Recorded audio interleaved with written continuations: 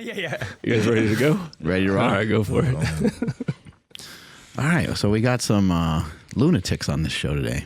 Yeah, we do. Look at these guys running and doing all kinds of wild feats. So really cool to have both you guys on the show because Nsima and Andrew and I, we don't know what the fuck it is you guys are doing. I mean, I'm prepping for a marathon, but you guys have run at least double that. And you've run double that and swam and fucking biked. If it makes you feel any better, I don't really know what I'm doing either at this point. I kind of reflect on my decisions and go, this is you've lost your head here. Yeah, sir. you made a bad decision recently. What's that bad decision about? So my most recent bad decision was to take the 4x4x48 challenge and make it 4x4 by 4 days. So 4x4 by 96. So 4 miles every 4 hours. James is like, I'm down with that party. So it was. I've had so many people over the years say, "Oh, you should do the 4x4 by 48," but I see the value in that being a really good entry point for people that might not have experience with ultras to experience some of the sleep deprivation, discipline, demand, and fatigue that comes with it without having to have the conditioning to run the 48 miles in the first place. So for me, it's never really been something that appeals to me because I've kind of experienced that through doing the ultras. So obviously, double it. I double things now. That seems to be the way I approach things because double Ironman distance triathlon and now doubling the 4x4 by 48. But it was good because I got to experience the demands that go with it, so that when people ask me, "Oh, how can I prepare for this?" I've been through it, and then I've been through it again with the compounding effect of having one in front of the other. So I think for anyone that's keen to do it, it's something I definitely recommend, but don't expect it to be like an ultra would be because it's not. It's an exercise in discipline, sleep deprivation, commitment, and wrestling yourself out of bed more than it is a conventional ultra. So there's a nuance there, but they're both valuable things. But I think the headspace that you find yourself in with an ultra is very different to the headspace I found myself in on the 4x4 by 96. And the following day I then got on a flight to LA. So that was why it was a poor decision. James, how do you get yourself to do these things? Because a bunch of things I've seen you do before, you're like just out there by yourself. You're not even in a race. Yeah. So it's like pretty uncommon for someone to decide to do an ultra and like not have anyone else to run. You're not in an actual race where you're, once you sign up for a race, you kind of, you agree, right? And then once you're there and you're running with everybody, people can bow out, but you're kind of like almost forced to. How are you forcing yourself, or are you forcing yourself to do this stuff? Well, I started out with, my first exposure to endurance at all was the 4x. I was literally one of the people you were just talking about. And I was like, oh, I kind of like this. Can you explain what that is, just so our you run 4 miles every 4 hours for 48 hours. I did, because I have whatever you're afflicted with, I got a little touch of it too. I did 6 miles every 4 hours. Gotta make sure we don't catch this stuff. I know. You got it. You got it. I've rolled with you and run with you, so you guys got it. And then I just fell in love with it, and I had no running training. I didn't even wear the right shoes. It was just, I was wearing some old, like worn out old Nike Cross trainers and wearing sweatpants. And now I run a little bit more comfortably in terms of gear, but and I just fell in love with something. For me, it was like, I have that. I'm a former heroin addict, so I have whatever that is inside me that, looking for something. And even as a drug addict, you're pretty well wired to put aside your discomforts, seeking something else. And so the downside never really registered for me. I felt free. I felt some weird psychedelic. So the payoff is big for you. Yeah, and it not only was the payoff big, but the downside didn't really register. Like, I like feeling beat up for a cause. Like I've always, my entire life, whether I was an 11-year-old on the wrestling mat, like, I like that feeling of, just being completely wrung out and, having left everything completely out there. So you don't need to give me a medal or a race date or any of that. Like, you can call me, as you can call me the day before and we'll go run 50 or 100, whatever you want to do. Or the day of. The day of.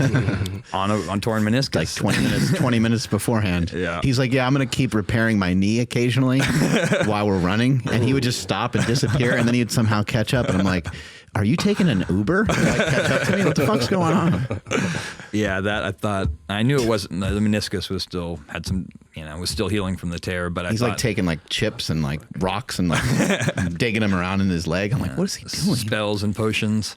Dude. But anyway, no, man, I like short answer. Yeah, what the fuck, dude? Short answer. I like the freedom of it. Like I like, anyone who knows me knows I'm big on the history stuff. So like stories of persistence hunting, like the tribesmen, even the sand bushmen in Africa today, and certain parts of Latin America, like just chasing an animal without a weapon or with a knife and you're just running after it for hours or days. You're steering it away from water. You're steering it away from shade. You're relying on the fact that you're bipedal, that you have sweat glands and that your body can cool faster than it can. Because no one here, not Usain Bolt, he's not running down an antelope or a gazelle. You're not even coming close. It's a joke. Mm-hmm. And so turning that to your advantage is just staying after them, and you just staying in that rear view. It's that Rocky, that Goggins sort of mindset, and you just don't go anywhere. And there's more strategy, and obviously the hunting part appeals to me. But like that idea is the mindset that I carry into ultra running. And I just like that freedom, that primal freedom of, I have nothing else to worry about in that moment or in that time period. I can run. I have one foot in this world and one foot in another world. Everyone that I've loved that's now dead is a step closer, and every piece of myself that I tell myself, or every story I tell myself is under examination in that moment. And I just, for whatever reason, I like that test. To me, I've always just been fascinated by will in general. Like strength is cool, speed is cool, intelligence, all these things. But I've just been fascinated by the guy who he won't break. He doesn't have to be the sharpest or the fastest or the strongest, but he just won't break. Mm-hmm. Okay, so for everyone listening, we're going to get into things that you can apply into your training because you guys are two wild hybrid athletes, and you're a hybrid athlete essentially too. Oh, yeah. But one thing that I'm kind of curious about here is you mentioned these LSD psychedelic effects, and in the Gymshark video, you mentioned you were fucking hallucinating. The thing is that kind of falls into all of this is sleep deprivation, right? And performing while being sleep deprived. And I don't fuck with my sleep, and I know you don't either, right? So what should people be thinking about if they're wanting to get into these types of 4x4x48 or 96 or whatever kind of crazy shit y'all are doing, but they're going to end up being sleep deprived when doing these things? How do you guys perform? You want to start with this one? So the unglamorous answer is you won't know until you're there, which is not perfect. Not very clippable. Sorry, editing team. But the bottom line is you can build up to these things to the point where you're less surprised by what it feels like when you get there. And I think that's where incremental building and training is so important, that goes beyond the actual programming itself. That's where the psychological conditioning comes in. Because, for example, when I was training for my first 100 miler, I hadn't ever experienced the bubble psychologically that comes with being in a head torch in the dark with nothing but your feet in front of you. Mm-hmm. And that's shit. It's scary. It's intimidating. I was out on my own, and I saw in Training Peaks from Johnny, my coach, 56 miles. So it was run from Glasgow to Edinburgh, which is the equivalent of, I'm trying to think of it in American terms because everything's much bigger in terms of scale, but it was run. I saw Braveheart. I saw William Wallace did that. Okay. Yeah. No problem. Yeah, no, it was easy. He did it in a kilt as well. But essentially it's running from the two major cities in Scotland along a canal. So it was 56 miles, and I saw the instruction of start at 10 p.m. And I thought, oh God, no, that's going to be terrible. Mm-hmm. You're good. Just quick check. Just making sure. Quick check. And I found myself. Why are his arms so big?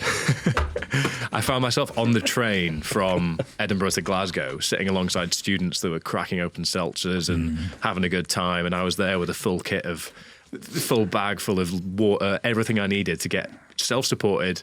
And I had nobody, there was nobody with me, no car, nothing, just train out, run back. And I really wanted to tell somebody, I was like, I'm fucking running home. Bro. Because I just sat there feeling like, this is so stupid. I need somebody to console me in how I'm feeling right now. And then I got off the train, start the watch, off you go. And what happened was everything felt pretty reliable until I hit that point where I would normally be going to bed. And then you just kind of hit this monotony where you feel a bit flat, you feel your face being a bit droopy, but you can keep moving because you're focused on something. Mm-hmm. And what I learned very quickly was when I stopped focusing on the motor pattern, like we discussed yesterday, with that sort of above a certain pace, you are in this other realm. once I stopped focusing, I could feel the tiredness take over me. So whenever I stopped to eat, it was a bit more of a slump, and it was a bit harder to get going again, which is why the 4x48 is a great lesson in resilience for people that aren't conditioned with ultras in the first place, because you've got to get going again. And then about 4 a.m. was when I really started to be hit with the self-doubt, because it was the longest I'd ever run at that point. I was at 36 miles. I was on pace. I was ahead of pace, actually. But what I hadn't accounted for, just through naivety, was the fact that I was self-supported and I was carrying, because there were no shops open, so everything I was carrying was on my person. So I had about 7.5 kilos of unaccounted for weight that I hadn't calculated into my pacing. So at 30 miles, I felt much worse than I thought I would have done, because in my calculations, I hadn't been basing the fact that I had 7.5 additional kilos. So that's where the mind games and the tiredness started to combine. Because, and what were you holding, by the way? So it was about 4 litres of water, electrolytes, carbs, food. I had a tub of pasta that actually froze overnight because it was so cold, which in the video that I recorded was very, very hilariously frustrating, because I was like, I can't wait for my only real meal at the time that I factored for a bit of sit down time, get some proper food on board rather than these Rice Krispie squares. And then I take it out and it's like... So again, like the sleep deprivation coupled with the isolation, coupled with the problem solving, coupled with the surprise, coupled with the fact that there was no one coming to save me, coupled with the fact that there were no shops I could access, there was no train I could jump on. I just put myself in the deep end, but I had the guidance of somebody else in the form of my coach, Johnny, to guide me to the point where I was able to do that. And whilst I was fortunate to be in that position, I think the broader message is that everybody can build up to a point where they are confident enough to take a step towards being a student and just putting themselves in a position where they're going to get punched in the face a few times, metaphorically, because that's where the hardest lessons are learnt. And that experience that I had that night gave me all of the things that a lot of people conventionally don't experience before they go and do their first ultra. And that's where it gets tough, because when you go into the night, when you experience that strange psychological bubble of being in a head torch, when you experience nothing to look at, nothing to interact with, your food freezes, whatever it might be, all these things that are variables and could happen. If you've experienced them before, you're better prepared in terms of what to do next. And it just means that the sleep deprivation is less of a stress, because if you're ever tired and grumpy and something goes wrong, you snap, you lose your head, you lose your cool, and that's hard to come back from. Whereas if you've already experienced the things that could go wrong and you are sleep deprived, you're in a better position to know instinctively what to do next. But I mean, with the double, the sleep deprivation, I didn't train for that. I didn't do training weekends, because all that's going to do is affect my training and adaptation and recovery. So all I had to do was prepare for the things that I expected to go wrong, work them into the plan, make sure the people around me in that event were well briefed. I knew I was well briefed. I had like a scribbly notepad so that I had flow charts of solutions of things that could hypothetically go wrong. And then when the hallucinations started, just had to keep moving forwards, because it's very difficult. I did fall asleep on the bike. Yeah. I was about to say it's very difficult to fall asleep. I did fall asleep on the bike, but that's because I was kind of gliding downhill. I wasn't pedaling. I was just sort of moving downhill at about 50 kilometers an hour, so about 30 miles an hour. And a hallucination is just an expectation? Like it's just like at a certain point you will hallucinate. So I find about the 60 hours or so, 48 to 60 hours is kind of, for me, when they tend to kind of kick in. Earlier on. I'm 30 plus for me, so Yeah. I'm a lot sooner. No, I mean, pretty similar. I'm a cheap date. Similar. I'm a cheap date when it comes to psychedelics, apparently, in that sense. Yeah. No, it's, I mean, the sleep deprivation for me makes it worse. But for me, it's like more like a thinning of the fabric in reality. Like I don't see cheetahs that talk to me, or what Courtney DeWalter had a story like that, leopards that were talking to her or something. I don't generally do that. I don't see things. I'll see memories kind of play out right before me, or I'll feel things that I wouldn't normally feel, or people that... Why is this just so fucking... Oh, I mean, I guess, yeah. So maybe I do hallucinate, but you know, it's all, I can function. I know what you mean. It's like, for me, it wasn't like, oh, look, an elephant's charging towards me. Yeah, you still know. I was like looking at a combination of shapes, knowing full well it was a tree, a wall, and a car. Yeah. And I was seeing Dick Dastardly from the Wacky Races. And I was looking like... I need the translations on that one. Dick Dastardly from the I Wacky think I know, Racers. with the mustache. Is he Yeah. So he's like a cartoon character, a very, very cartoony cartoon character. And I was looking at it knowing full well it wasn't fucking Dick Dastardly.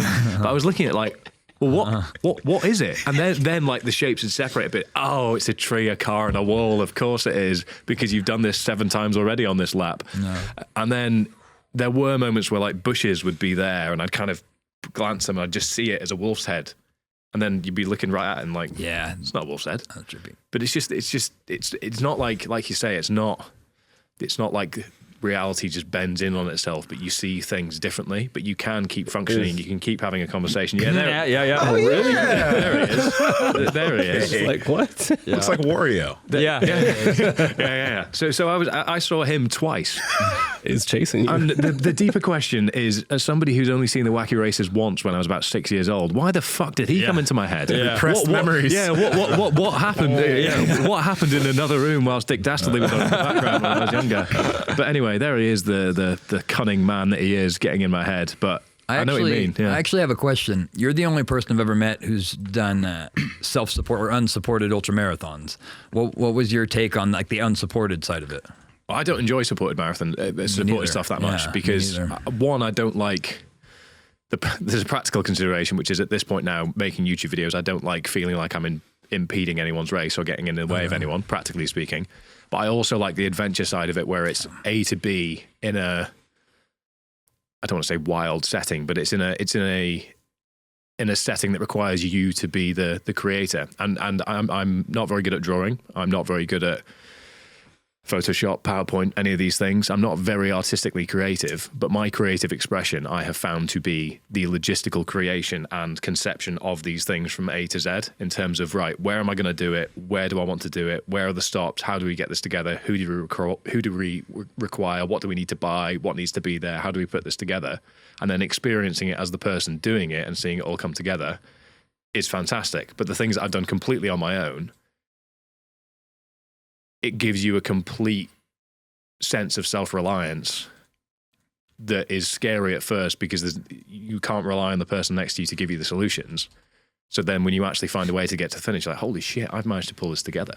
Power Project family, your normal shoes are making you weak. This is why we partner with Vivo Barefoot Shoes, because they have a wide toe box, they're flat, and they're flexible. So with every single step you're taking, if you're taking a 10-minute walk outside, or when you're working out in the gym, your feet are able to do what they're supposed to do in this shoe.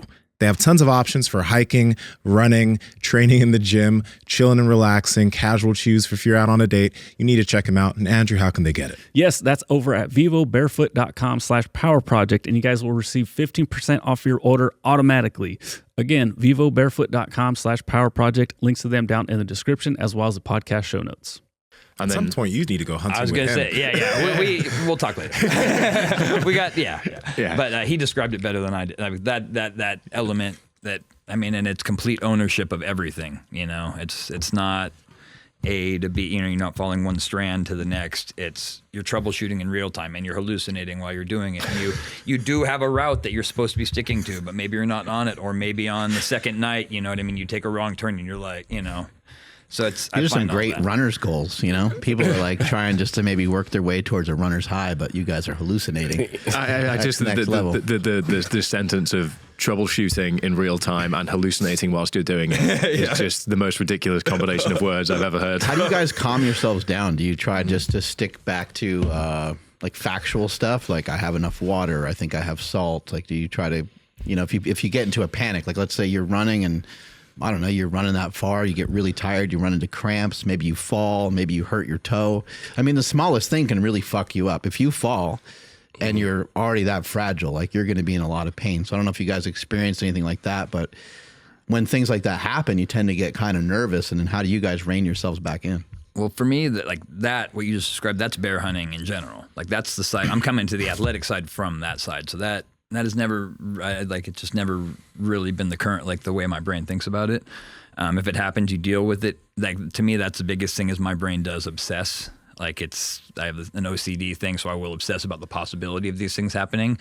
Ironically, if they or when they do happen, I'm relieved because I'm like, here. Now so you're thinking about like it's definitely possible when you're hunting that you could scrape your arm on something and gash it open and you could bleed, and you have to wear proper clothes and take proper precautions going into it, right? My last bear hunt, or my spring bear hunt last year, I got caught in a snowstorm for 7 days without winter supplies.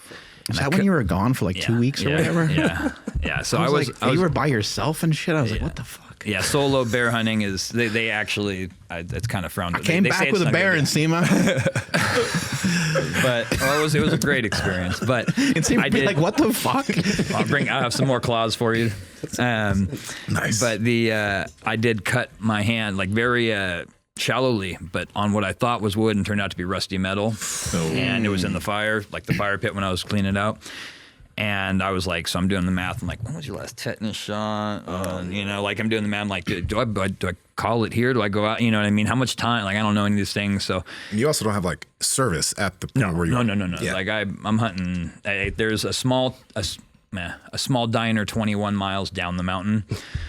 And so I'm like doing the math. I'm like, I can make that, but like I don't know. Like I don't have access to like weather services, so I don't know when the next storm's gonna hit, and I can't get caught out in that because I'll just get buried. Like fitness aside, I'll just get buried, and So I was like, all right, like the most prudent thing to do is just stop thinking about this, eat my ribeye, go to bed, and address it tomorrow morning with a fresh brain. And I woke up and I was like, all right, let's go hunt. There were wolf tracks outside, so I started chasing wolf too. But and that kind of distracted me when I came down. Then as soon as I got back down to California, I got a tetanus shot. I'm like, I don't want to think about that anymore. But so for me, that's the issue, is just overthinking. But I'm out there to turn it off, to be present and to enjoy it. And so that's what I try to do, and not try to get in my own way, How about for you? If something happens, how do you calm yourself down? Well, it feels a bit silly and trivial now, given that bears and wolves aren't involved. But essentially, I think a good example, we spoke about it a bit yesterday, was when my bike failed on the double and I was on the side of the road for an hour and a half. I could feel like it's like in movies when you see somebody's about to die or there's a tension point and you see these little beeps and it's like, flatline. That's how my emotions felt. Like I was calm, okay, there's nothing you can do about it. But I can't fucking believe this is happening. And it was like, just, okay, let it settle, let everything calm down. You're in a nice setting. You can drink your water. You can have some food. You can front load some carbs. But what the fuck is this about? And it was moments like this. And I had that for about an hour and a half. And it did just get to the point where once I'd ridden that wave and you're in a position of you accept there is nothing you can do, like you will have done, where it's like, okay, all I can do is either go down the hill and risk a storm or stay here and deal with this in the morning and actually come at it practically. Yeah. You just look at the situation as it is and then make a decision moving forwards. But that's not what we are hardwired to do as human beings. So that's something that needs to be trained. And that's where I see the biggest crossover from ultra endurance training and really putting yourself outside of your comfort zone in the outdoors. That's why I feel there's been so much translation from my training to my day-to-day life. When I get something catastrophic go wrong in terms of an invoice that wasn't paid on time, that was business essential for whatever it might be, then I know, okay, look at this in the same way, translate the experiences you've willingly put yourself into elsewhere, and then apply those to this situation, and I come out the other side stronger. And again, it comes back to the only way I can learn these lessons is by willingly exposing myself to them.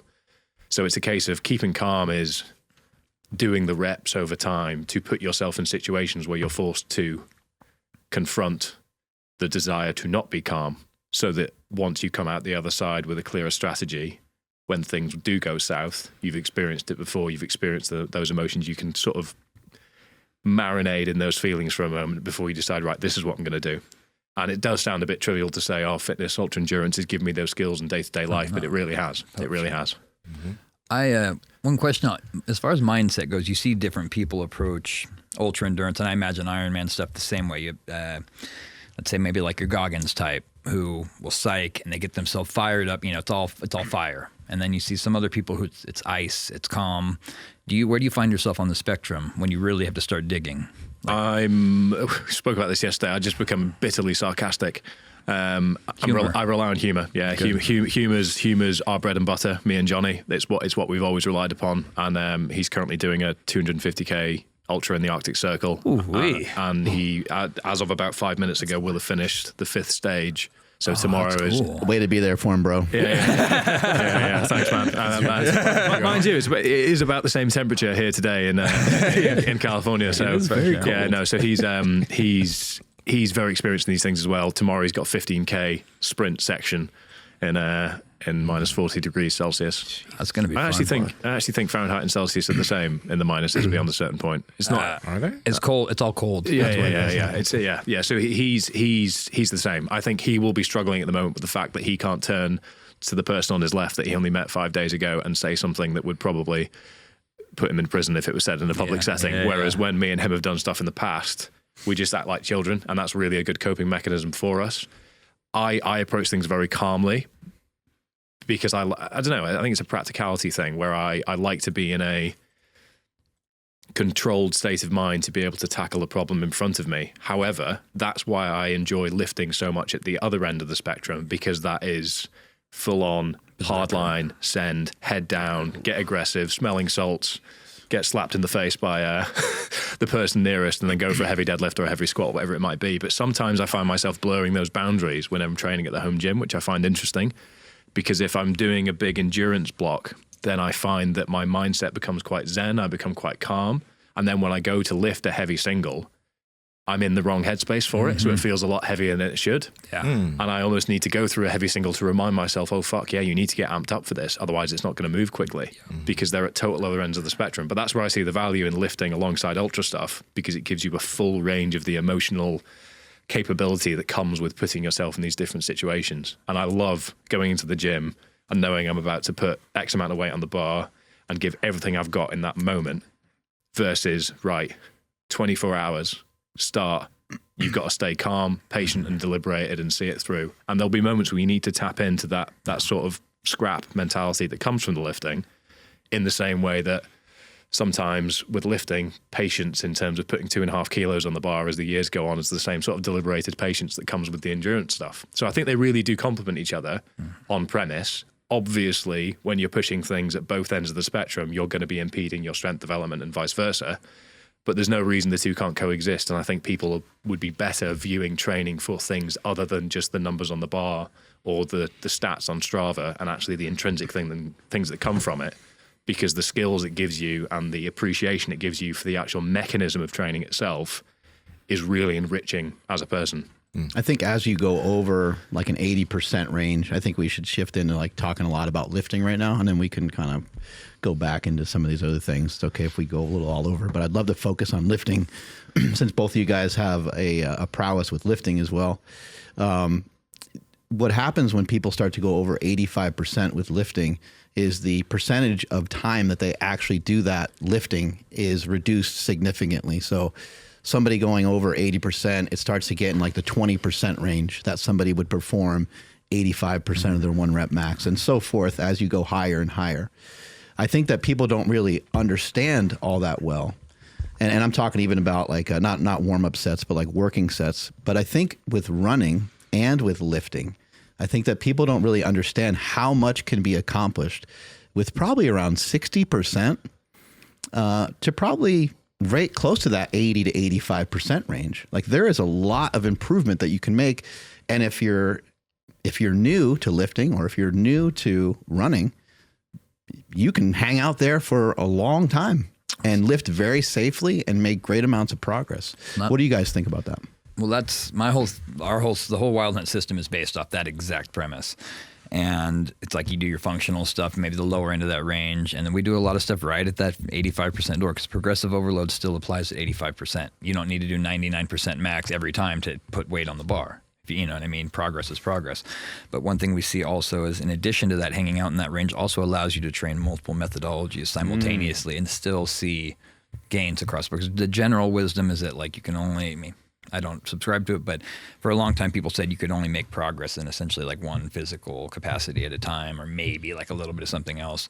Whereas I don't find that to be true at all, particularly if you're setting up like a symbiotic system where one thing supports the next. You know, like I just did an Instagram post on like a study that shows that aerobic capacity, building aerobic capacity increases hypertrophy, strength output, and even fast twitch muscle. And it was kind of interesting because they literally they took a group, male and female, young, healthy, minimal resistance training background, and they had the entire everyone in the group for a 6 or 8 weeks cycle, a one-legged cycle with one leg. So they conditioned one leg aerobically while not conditioning the other at all. The other stayed as was. And then they had them do, I think, a 10-week block of resistance training after that. And then they took muscle biopsies throughout the entire process for both legs and measured all sorts of different things. And the gains in both hypertrophy, strength output, and fast twitch muscle fiber in the conditioned leg were greater because there were more capillaries per muscle fiber, greater transport of oxygen and nutrients, and you know what I mean? So it's like, I think it doesn't have to be one or the other. I think you can find a balance. You personally found that it's not true that you can only gain in one area, probably because you are not overdoing it in one. I mean, maybe occasionally you overdo it here and there. We all do, right? You all go a little into the red, right? Yeah. But you're in a 75 to 85% range in a bunch of different things, and you're able to spread your disciplines around without feeling like you're able to recover from your workouts. Pretty much, because just look at me objectively. I have no athletic background. I mean, I grew up bear hunting and I wrestled and stuff, but I'm just an inmate, I've done inmate fitness stuff, nothing crazy. And as an ultra runner, I can deadlift triple my body weight. I can, I can train functional strength. I'm still doing sparring and multiple martial arts disciplines and, throughout this whole process. And I'm nothing special. I'm just someone who looked at this closely and wanted to find a way to balance these different capacities and develop them simultaneously. And am I going to out deadlift the guy who's, putting 100% of his training into deadlifting and it has my same genetic size and dimensions and age? No, of course not. But I'm still getting consistently stronger. I'm 35, just over 35. Maybe if he's not in like a peak week, maybe you will catch him. You know what I mean? Man, you never know. The way that those guys train sometimes. Yeah, but it's like, shit, for an ultra marathon runner, I'll take triple my body weight for a deadlift and a 300, whatever, for bench, works for me. I generally agree with the 85%, 60 to 85% range being the sweet spot for a lot of things. From a experiential point of view, know that I do a lot better with volume than I do intensity, lifting and running and every discipline. Whereas you've got people like Tom Martin in the UK who can deadlift over 90% 3 days a week. And still, he's always done that when he was up. Is he a sumo puller? No, he's not. Didn't see that coming, did you? Oh, no. Bigger CNS load. No. Oh, wow. That's a man. What's his name again? What was it? Tom Martin. He's Tom Martin. He's unbelievable. He's got a background in sprinting, interestingly, and he does not look in any way like a sprinter. Kind of doesn't even look like a great lifter, but he's a savage. I'd love to see his absolute savage. It's actually gotten a lot bigger over the years. He didn't used to have this size. So he's a great example he's the example I always use, because if I deadlift over 90% once in training, I then can't deadlift 80% from the floor for about 2.5 weeks. Oh, really? Well, and a lot of people won't recognize that about themselves, and I think it's really important. I think the other thing that's really important to observe is efficiency. Yeah. When somebody's really efficient and smooth, it doesn't matter what we're talking about. If they're efficient and smooth at wrestling or jiu-jitsu or running, lifting, they're going to be able to have a capacity to do that thing more. That's it. And I think that's why execution is so important, and why I think so many people, when moving into a new area, coming from an area of competency in something else, assume that they will have the proficiency and efficiency to be able to execute that at a higher volume than they can perhaps tolerate, which is why when you get lifters going into running and they work a little bit too hard, too fast, their gait, their positioning, their tendons, everything's not going to be in the right efficiency, consistency to be able to repeatedly do that thing without some exposure to potential for injury or higher levels of fatigue that then impact their lifting. And that's normally about the 4 week part, that 4 week point where lifters will go, oh, I can't do this. I'm just going to go back to lifting and abandon what they tried to do. So from our methodology's point of view, we will program low volume intensity over 85%, but then the vast majority of our work is done in the 60 to 85% range, whether it's lifting or whether it's running. And I think at this point, it's really important to mention from a running point of view how much I encourage people to not work in arbitrary number ranges, because the 220 minus age as a heart rate metric is so vague. Yeah, and I agree. The challenge there is that it's a good starting point to give people a good way to work into a zone 2. But I think the best area to start with for people that are coming into running or coming to endurance training at all is the talk test or nasal breathing, which I know are two things that you bought into. But essentially, if you go on a run, you should be able to have a conversation with the person next to you, or you should be able to use nasal breathing as a form of throttle control more than anything else, rather than any of the sort of pertain benefits that are spoken about elsewhere. It is a throttle control. And then once you have the ability to run for 30 minutes, that's where we would recommend a lactate heart rate threshold test, because an LTHR test is 30 minutes max effort run, and you take the last 20 minutes average HR and average pace, and that gives you your threshold numbers to work with. So you have a pace and you have a heart rate zone to work in, and then zone 2 is 85 to 89% of that figure. And that is where we tend to do most of our work with our athletes, and you can even dip down into zone 1 because it's a slightly higher zone 2 than you might get with the MAF method or with 220 minus age, because in trained individuals, they will often have a higher heart rate, and especially in trained individuals that are carrying a lot of muscle mass, because the shuffling of blood and oxygen around your body in terms of volume demand is so much higher that to make an arbitrary guess that actually we can apply the same formula that we'd apply to the recreational runner is not the way to approach things. So I think far too many people rely on the arbitrary number of 220 minus age as what their heart rate is, when that number was pulled out of thin air in reality. So the sooner people can get to the point where they have the ability to do a 30-minute max effort test and give themselves those metrics to work with, that's where the work can really start to become more specific in that range.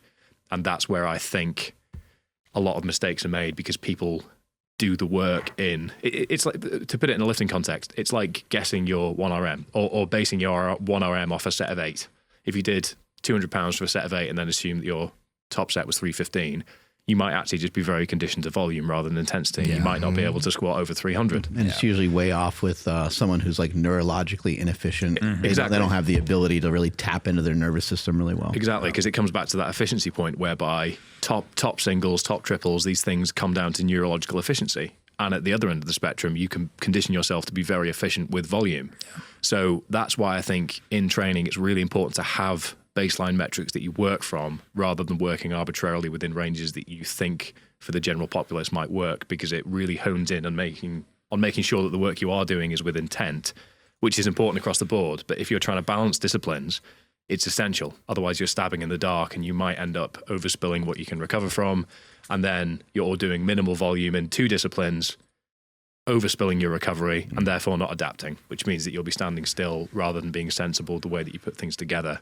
And I think efficiency is the name of the game across the board, because efficiency is just in terms of movement patterns is something we should strive for, but efficiency in terms of the combination of programming, adaptation, and recovery are the sort of the 3 things that ultimately underpin how we move forwards as athletes. And I think recovery as a buzzword in the industry has spiraled somewhat out of control. I think programming, people spend a lot longer than they need to on the finer details rather than just doing the basics really well.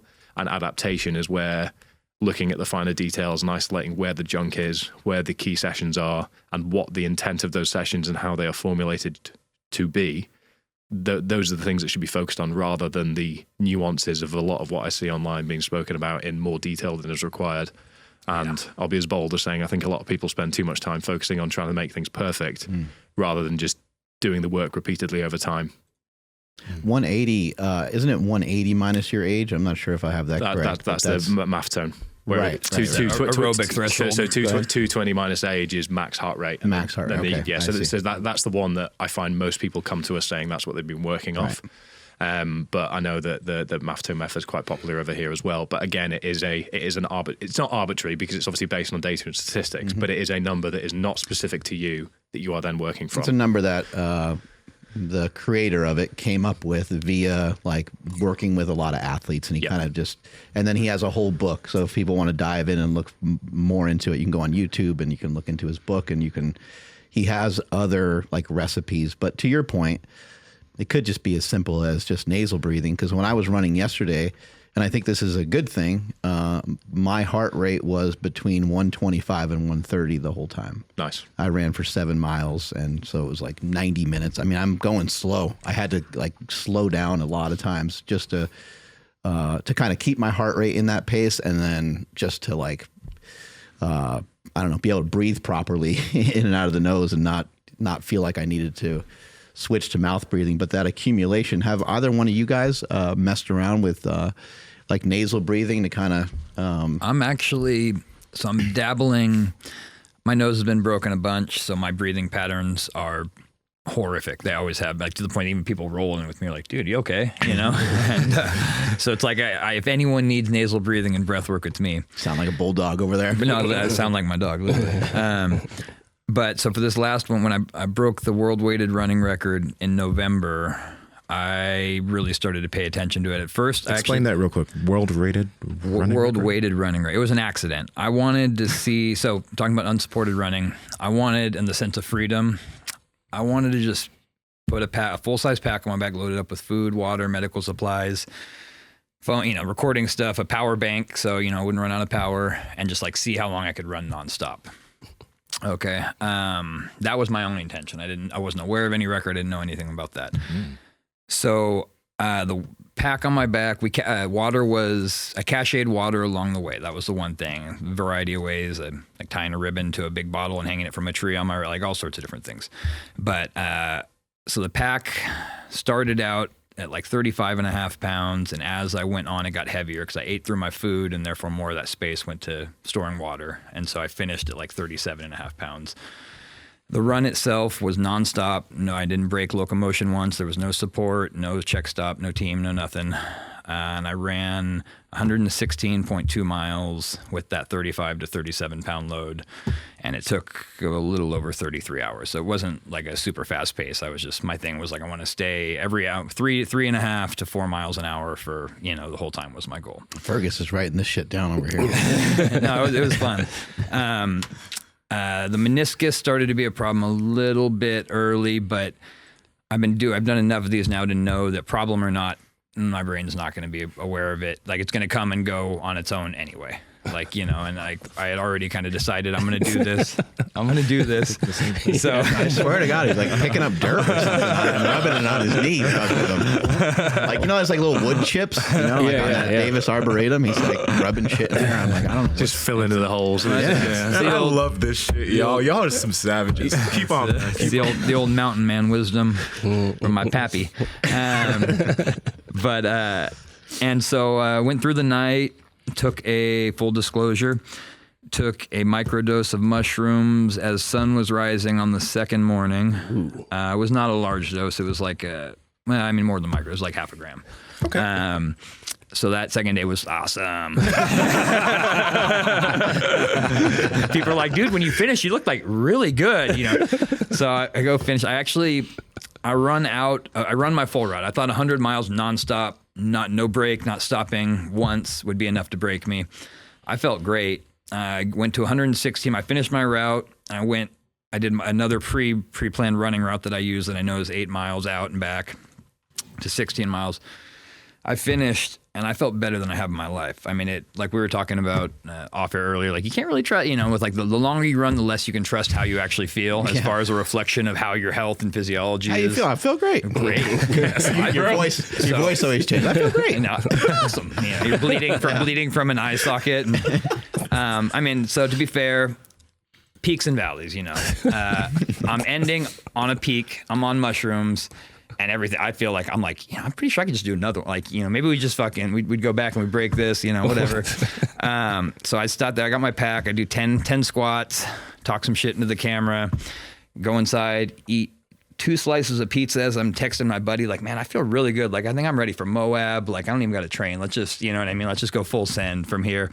And then before his reply gets back, I'm asleep on the couch, just like this. Everything's locked up. I get up 2 hours later. I go in and Janae's like, I don't know, you're not looking good. Like, I think you should take a COVID test because she had just gotten over COVID. She'd been home from work. Mm-hmm. I take the COVID test, positive as fuck. Right there. Hadn't seen anyone in 33 hours. So I knew that I contracted it before the race. To be full disclosure, I didn't notice it much. Like, everything hurt after a certain point. The cough, like I had a weird cough that did get worse through the second day. But it wasn't like, I didn't feel like it was keeping damaging my lungs. It was just annoying, like in my throat. That next day was rough for sure, because I had all the telltale ultramarathon recovery stuff, plus the torn meniscus, plus I had some fractures in my feet from running with the weight, and then the COVID stuff, which was pretty, just the stereotypical COVID stuff. Mm-hmm. But I got one, so it's always the same when I finish an ultra. I sleep maybe 2 or 3 hours that first night, a little bit of food, but I'm not hungry, I'm not tired, I'm wired. I can't turn it off. The next day I feel miserable. The second night I sleep 12 hours straight, uninterrupted, which is twice my about twice my normal sleep load. And from there I'm like, oh, pretty good, sore, but pretty good. And that happened this time. And so I got the second night, the second day was COVID and the body, everything was pretty messed up. Second night, I got a good 12 hours of uninterrupted sleep. And I woke up the next day and the body was still messed up, but the COVID was pretty much gone. And then one of my buddies was like, dude, that's got to be like a rucking record or something. I was like, no, dude, people like ruck across like the Sahara. Like that's not, you know what I mean? It's not a record, but I didn't know weighted running's a thing and that there was a world record for it. And so I guess a few years ago, some Australian guy had run 69 miles with like 30 pounds.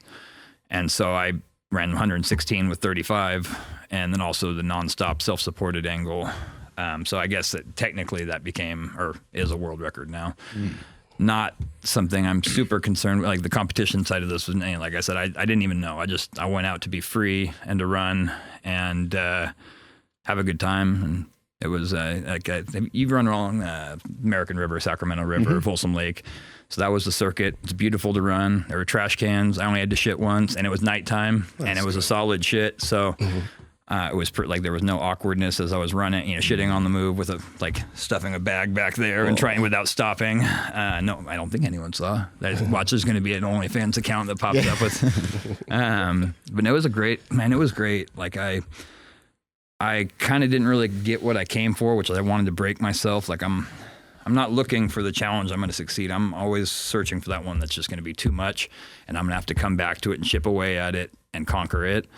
I thought that's what this was, but it really just showed me that, like, dude, there's so much more to give. I'm starting to look at some long-term, look at some like 200 plus stuff too, because I'm intrigued now at the next level beyond where I've been operating.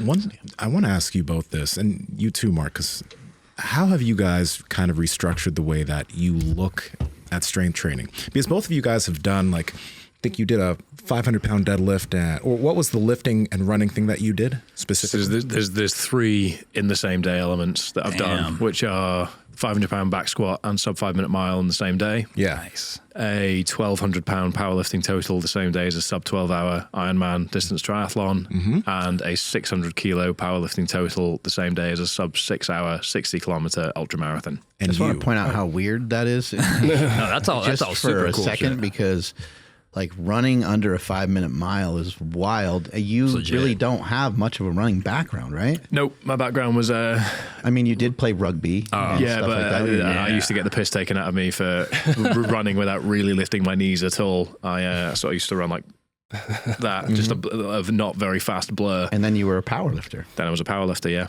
But so interestingly, we actually had this discussion yesterday about training partners, and I was thinking about this morning in the shower, just to, spice things up in all our heads there. Dick Dastardly and me in the shower. There you are, everyone. Yeah. So that was during COVID. So I was actually staying at my parents' house where we had a home gym, because my brother's also a professional cricketer. So he's followed in my dad's footsteps.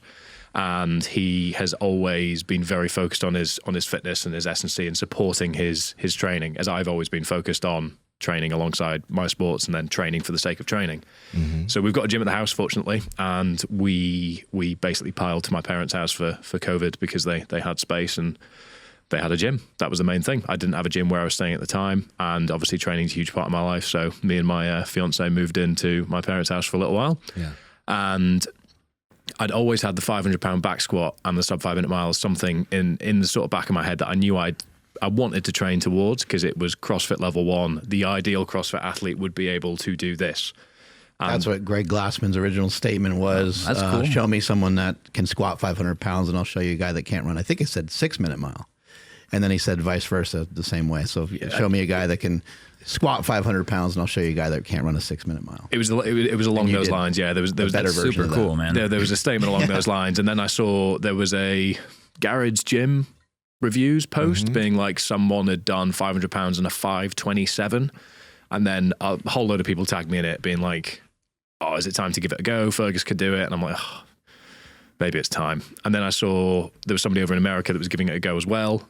And he'd sort of publicly said, I'm going to give it a go. And I thought, oh, well, if somebody's actually going for it, I've always had it in the back of my mind as something I'd like to train towards, not really thinking that anybody else was thinking of giving it a go. And then I saw somebody's got some skin in the game.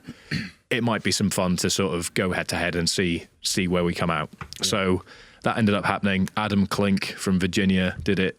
Nice. He's the guy that's with Nick Bear. Oh yeah. So he did it. We were sort of neck and neck the whole way through, and then he did it the weekend before I did, I believe. And I actually don't think anyone's done it since. So it was just this strange period in 2020. But the bigger point here is that whilst I was training for that, my 19-year-old brother was training for a 500-pound deadlift and sub 5-minute mile on the same day as well, just as for a bit of fun. And he's a cricketer, might I add. So doesn't really make any sense. But at this point, there's an obvious genetic predisposition to something in the water over there. Yeah. But me and my brother have never been excellent at any one thing in terms of outputs, and still aren't, arguably. Your brother's a fucking professional, you said. Yeah, but it's skill-based sport. Oh. So there's nothing in terms of physicality. There's no wattage, there's no outputs that he can be measured on as an absolute genetic savage. Right. So what's your brother's name? Jamie Crawley. He just fucking roasted the fuck out of you. Yeah, and he's allergic to the sun.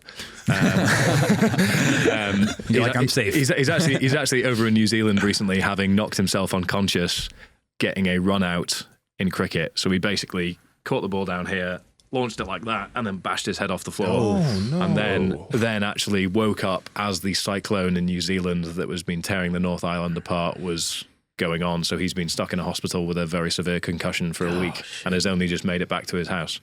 So anyway, I digress.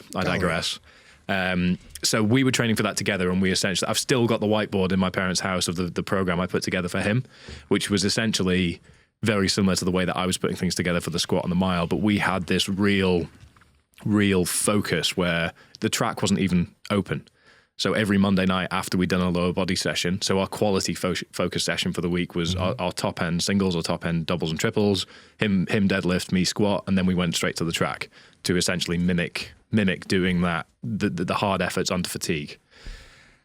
And we had to hop the fence. So we always had the track, because the track was closed. So this was during COVID. We had to hop the fence, both of us. I ended up cutting my leg open. Probably in the back of my head was thinking, when was my last tetanus shot? Great minds. And we had the track to ourselves, which was great. And that we got used to that. So when I went to a track that wasn't to ourselves, I thought, don't like this very much. But having somebody to train for something that was so physically demanding was very, very valuable, because some of those sessions, training for the 500 pounds back squat and sub 5-minute mile, were the most unpredictable, demanding sessions I've ever had. We were chatting about it yesterday, and on paper I had 210 for 3 sets of 1, and I'd go in and wouldn't be able to shift 190. So for example, 3 sets of 1 at 480 pounds, and I wouldn't be able to shift 450 for a single. And this wasn't fatigue that you were able to calculate? No, I felt okay. I felt no different that Monday than I did the previous Monday, where the squats moved great. And then I go to the track, and my 400 was absolutely fly. They'd all be 65 seconds. I'd feel great with 60 seconds rest, and I'd leave the track swaggering away and then thinking, I need to get over this fence again. So the following week, the squats then might move like butter, and I go to the track and absolutely fall apart. And it was the unpredictability of it that meant that if I went back in the messages I had with Johnny, every week there was some panic, being like, I don't think there's any way I can do this. How on earth am I meant to be able to see this through?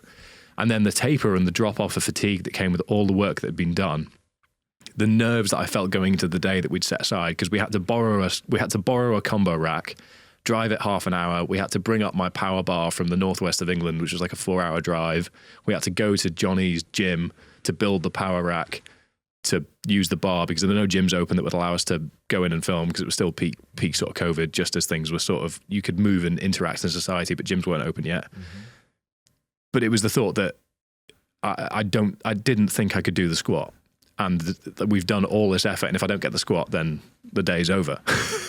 And then the squat flew. The squat felt really good. And that's where the confidence started to come in, because I thought, okay, well, actually, you had so much self-doubt as a result of how difficult the training was. But the training was difficult, so the event could be well executed. And I think that's what I lost sight of in the process, because it was so difficult. But it was meant to be difficult. They're two very opposing ends of the spectrum, but they're both very high intensity within their opposing ends of the spectrum. So the challenge there was huge.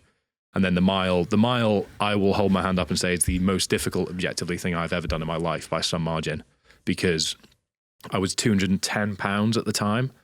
So a 4:58 mile is not really something that makes much physiological sense because of the sort of oxygenation and blood and the amount of muscle mass that needs to be shuttled to, especially with the fatigue of the back squat in the morning. There was a bit of a headwind on one of the exposed corners of the track, which made things a little spicier than they needed to be.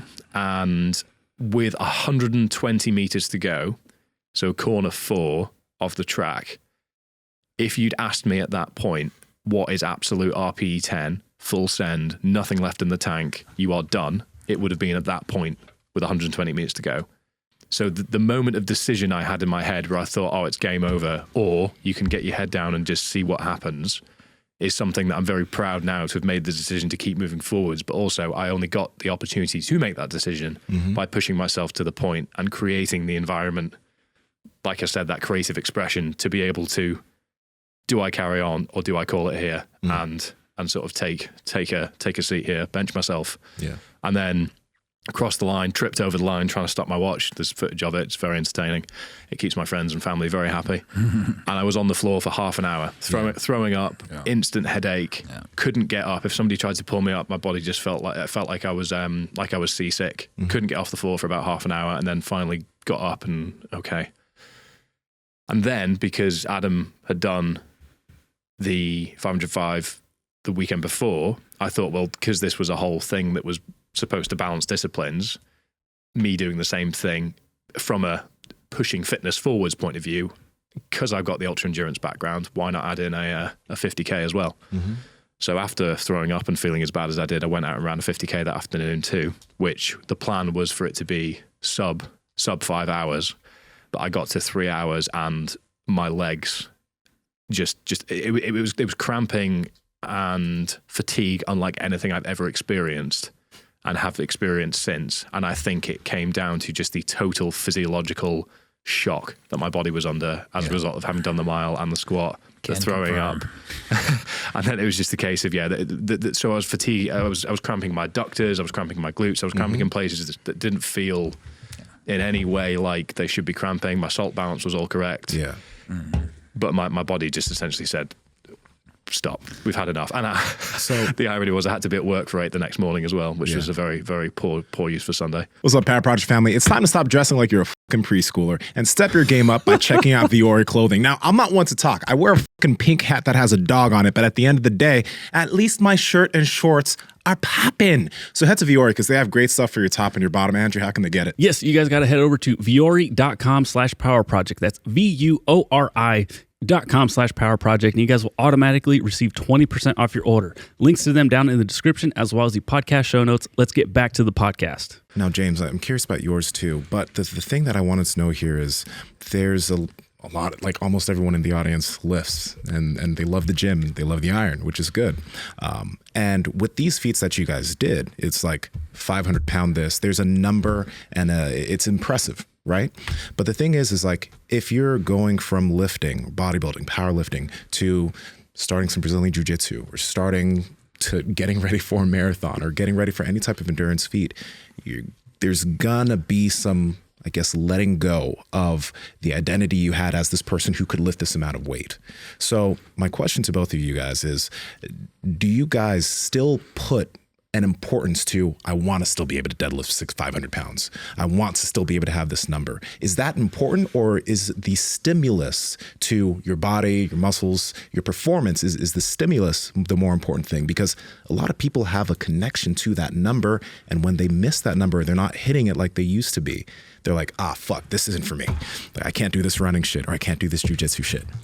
I find I'm maturing from A to B, because it's hard to be able to pick up X amount of pounds and then not be able to pick up X amount of pounds on your ego. But unless it's your job to pick up X amount of pounds and that's your sole objective, why is that number so important to you? And also, I really don't believe you have to sacrifice that much, particularly if you're coming into this as like, if you're a power lifter or a bodybuilder who's done powerlifting and has legit strength, you can move that needle forward little bit by little bit, but you're not going to sacrifice A just to get B. That's not how the human body works. I mean, it can be if you're overextending in too many directions, but it's like, if you've been powerlifting for 20 years and like Mark can still bench 500, 800, however many pounds, and it's not a focus of his training anymore, but it's like, well, what do they say? It's 80% effort to to reach a level and only 20% to maintain it, or something such. But so I find that sense of identity is also like just taking it, extrapolating it from fitness to the rest of your world. Like you're not what you do, man. Like who you are, you're how you interact with the world, physical, mental, emotional, spiritual, whatever your thing is.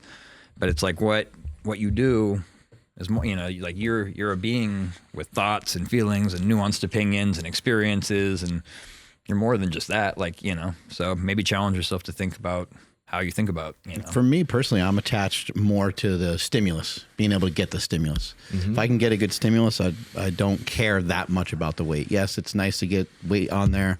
Depending on like how I feel in a particular training session, I might be like, this is a great opportunity to add more weight, or something might not feel great. It's a good opportunity to do another exercise. I should go do something else. And I can get good amounts of weight many, many different ways. I could also like drag a sled, for example, and just take that X distance, and that wears out my hamstrings and glutes similar to a deadlift. Right. I think if I was to go in the gym right now and deadlift 315, I think it'd be hard. Like it would probably feel heavy. I haven't tried to pick that up in a long time, but it's just not a focus of mine right now. It's not anything I'm really overly concerned with. Now, my ability to do things like single leg and single arm and like a lot of that stuff has been improving a lot. So I lost strength in some areas, but I'm gaining strength in others. And the only reason why I lost strength in deadlifts is because I'm not doing it. Yeah. But if I was doing it in concert with my running, I would be able to keep some sort of strength. But at the moment, I'm like, I can do a bunch of different things that represent a deadlift that still get a good stimulus to the lower back. Like, what's my weakness for running? It's not my lower back. It's not my lack of, it's not like I haven't spent enough time deadlifting so I could run better. You know what I mean? So my focus right now is a little bit more so on running, but of course I still want to keep some aesthetics and stuff. So again, I'm going to find different ways to overload the body so I get that bone density, and I continue to have a good strength to weight ratio. So I might do something like shit I haven't done in years. I haven't done shrugs in I don't know how long. But, I grab 80-pound dumbbells and I'll do some like shrugs with them or farmer's carries. Yeah. I've never had any sort of focus on the traps. They just grew from squats and benches and deadlifts. But now I'm like, well, it's nice to keep the traps. So let's do something that gives them a stimulus. So for me, I'm kind of a little bit more after the stimulus than I am worried so much about the actual weight. Yeah. And one thing to think about with all of this is like when you do, like if you're going to pick up some running like both of you guys, when you do back off of the in-gym volume a little bit, right? If you ever really wanted to train yourself back, if you wanted to get yourself to a 500-pound deadlift, it would take you 4 weeks. Yeah.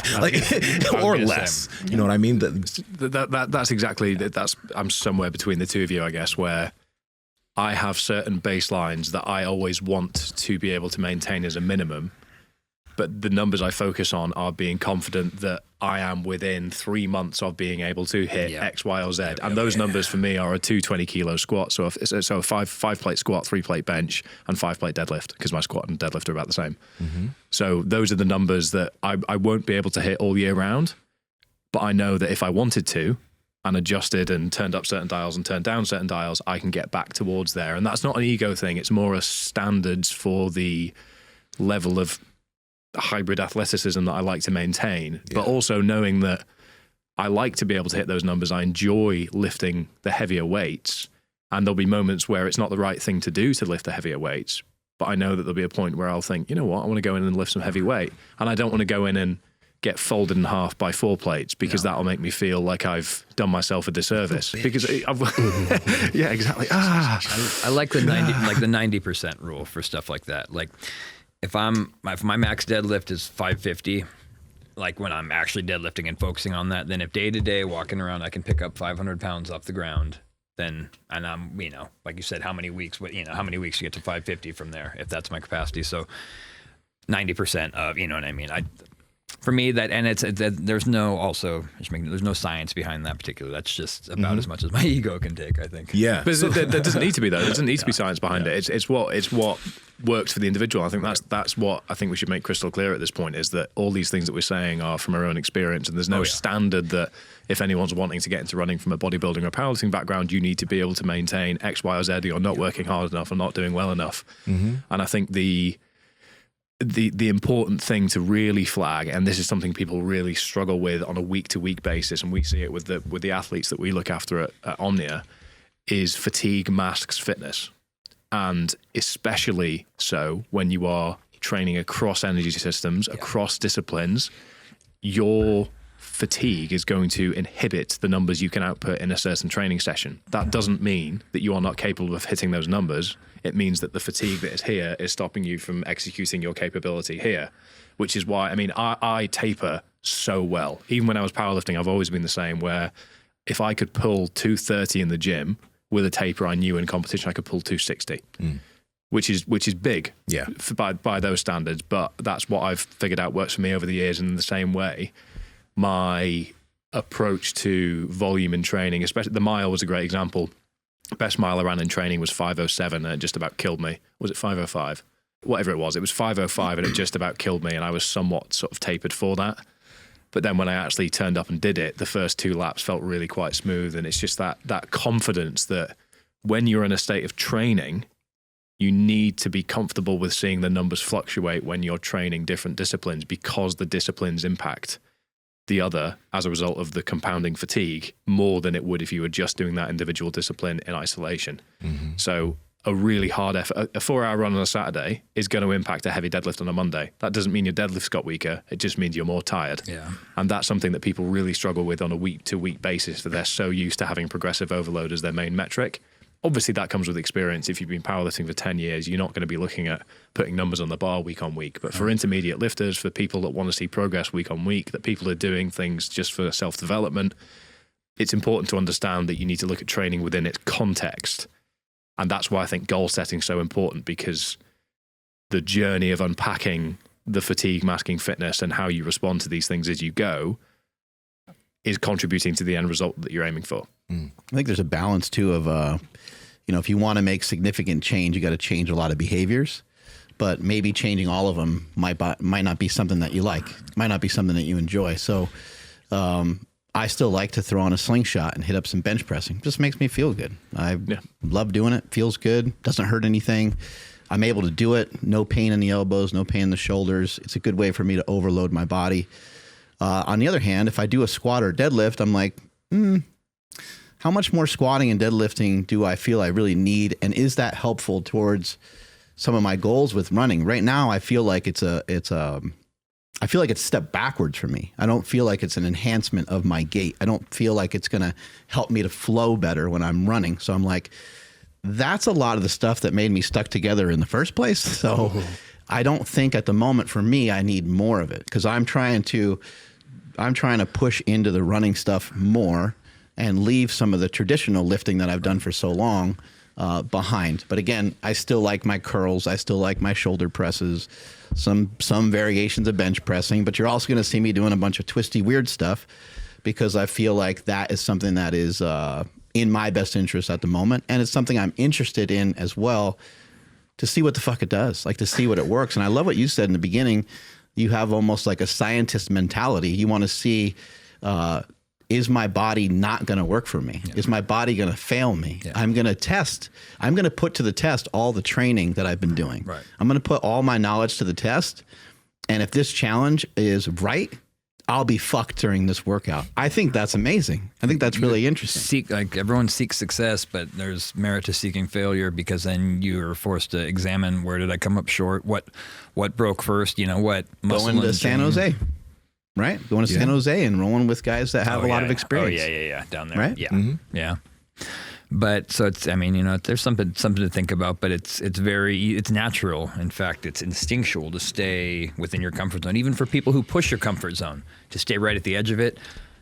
I lived a lot of my life like that, and it doesn't interest me anymore. I want to get past that little threshold into that last 1% or 5% and see where I fuck up and how that can make me a better human being or a better athlete or a better bear hunter, assuming it's not a bear that eats me ass first and I don't get that second shot. But setting aside the Thank you. How much lifting for you guys, and how much running? Like, let's just say it's just, I don't know, ordinary week. You don't have anything like super scheduled. Like you know, there's not like an eye on the prize with anything in particular. Is it 3 or 4 days a week of lifting? Is it 3 or 4 days a week of running? What do you guys usually do? I think might be worth mapping out what my training looked like for the 600 kilo total and sub 6 hour 60K, because that was actually athletically when I felt at my best in the past 4 years. I was heaviest, I was leanest, I was strongest, and I felt really good on my feet. And that was because I wasn't on the bike and in the pool as well, to be honest. So makes sense. The way that we structure everything at Omnia with how we manage volume and intensity is we peak intensity at the start of the week and peak volume at the end, and those invert as the week goes on. So heaviest lifts, hardest efforts earlier in the week, longer, slower stuff at the end of the week, and you've got sub-threshold work, strength endurance work, assistance work sort of midweek. And that allows us to monitor how intensity impacts volume and how volume impacts intensity, and we can adjust the sort of dosage as we go in terms of what's being prescribed in terms of training. So Mondays for me, training for the 600 kilo powerlifting total, which is about 1,250 pounds ish, something like that. Yeah, north of 1,200 for sure. 1,250 ish. That was 1,212. 660 is the pinned post on my page. That one there, yeah. This one? Yeah. So, 220 squat, 140 bench. Those legs. Yeah, I felt good. I felt good at the time. Bro. So 220 squat, 140 bench, 240 deadlift into a 556 60 kilometer. And I like how you dip that one side down lower than the other. It was nice. Yeah, It's almost like you tried to touch the plates on the pretty cool. The jaw lock collar on the left was actually really old and loose. And just mess up. No. But look, you see me look, because I can see it. I think I've misloaded the bar. So yeah, I'm glad you picked up on that, because I watched back the video. I was like, it wasn't nearly as obvious as it felt, but I thought I was going, oh no. And that would have been a good start to the day. So yeah, Mondays were heavy. That was where my heavy work was done. So that was my heavy squats, my heavy deadlifts, and like minimal assistance work. So I would be doing singles, doubles, triples would be the top end stuff, and it'd be around the sort of 85 to 90%, maybe 92.5% range across the board. And I'd essentially be holding on to the top end strength I have and just conditioning myself a little bit neurologically to that top end strength. I would then do sets of 6 to 8 assistance work, stiff leg deadlifts, RDLs, single leg work, that sort of stuff. And then maybe 5 exercises or so. Even less. Yeah, four. Mine was less. Yeah, sure. and then the Monday evening would be sort of 4x1K, moderate pace, not full send. If I was training for something that required a bit more pace, it'd be full send. But the 4x1K was essentially there to open up my gait, improve some of the sort of nutrition partitioning things you mentioned earlier on, just get my legs turning over a little bit more and a little bit more running volume. Tuesday would be heavy bench press work with a little bit more assistance work relative to the lower body stuff. Wednesday would be sub-threshold running, which for me at the time was about 163 heart rate. So I'd be moving at about 7 10-minute miles. Going pretty hard. Yeah, pretty hard. So sort of, if I started talking, I'd run out of breath, but I also didn't feel like I was blowing and could focus on other things. So that was 45 to 60 minutes. Thursday would be lower body assistance and an easy run. Friday would be upper body assistance. And then Saturday would be my long run. And for that, I essentially just built 30K week 1, 40K week 2, 50K week 3, 20K week 4 as a deload. Week 5 was back to 40K, so training marathon, and then 60K the following weekend. So it was essentially an 8-week prep with a bit of running at the front. But I was lifting 4 times a week and running 4 times a week. But essentially all of my volume was on the Saturday because I was consolidating the work into one session, so that I was essentially getting used to the fatigue at the end of the week, having compounded, so that I was going into my long runs already fatigued, meaning that when it came to experiencing the fatigue of moving at a certain pace of the 60K, I was very acclimated to what that felt like, and I'd have confidence where I could push the pace, where I could scale the pace. But if I was just training for an ultra, I'd spread my volume across the week a little bit differently rather than doing it that way. So I like how you organize your energy systems output too. You're not just like, a lot of guys, they'll focus on a movement pattern, or, they'll organize push-pull legs, it would be the most, but you're actually, it seems like you're organizing your aerobic, anaerobic, and CP systems pretty well. That's how we focus things, because it just allows us to see. Going back to the Tom Martin example, is we've learned how to adjust my intensity over the year relative to volume because we've ordered things that way, and that's how we put things together for all of our athletes. We're lucky to have a very, very large data pool with over 1,000 athletes worldwide, which means we get to be the scientists seeing how people are responding to these things. And what you're doing ultimately is managing fatigue and managing recovery without like a ton of recovery methods. Like I know that you probably have recovery methods, but both you guys, your training programs lend themselves to people being recovered. Yes. And manipulating fatigue so conventional S&C is trying to encourage athletes to go into their strength and conditioning sessions previously recovered from the previous session.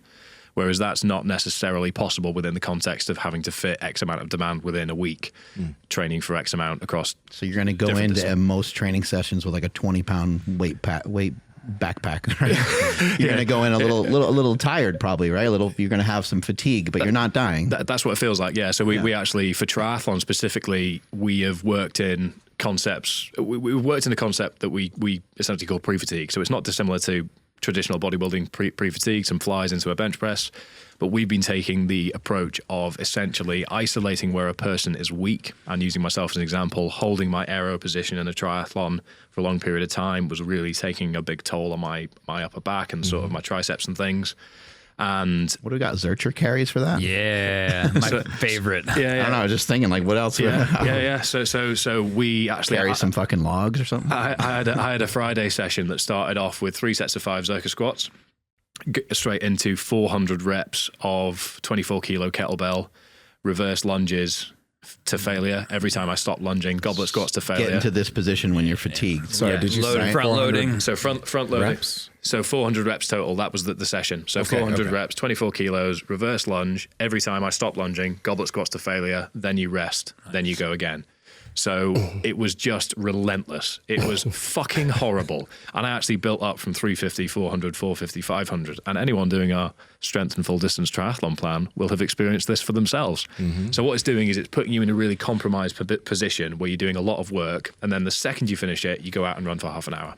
Because you're running on exceptionally tired legs. It's forced. Yeah, the workout just started. Get outside and run for 30 minutes. Yeah, it's a very strange buyout to the workout, but it's essentially forcing you to run under fatigue, improve your economy under fatigue, and learn to know what it feels like running when you feel absolutely battered, as you will do in a race. But we don't want to put you in a position in training where you reach that point with your endurance training, because that means you'll be out on a bike for 6-7 hours running for a long time to reach that point of fatigue. The cool thing too is that because the person's already got the shit beat out of them in the gym, they're only going to be able to run so hard. Exactly. It's like kind of auto regulating their recovery for their run.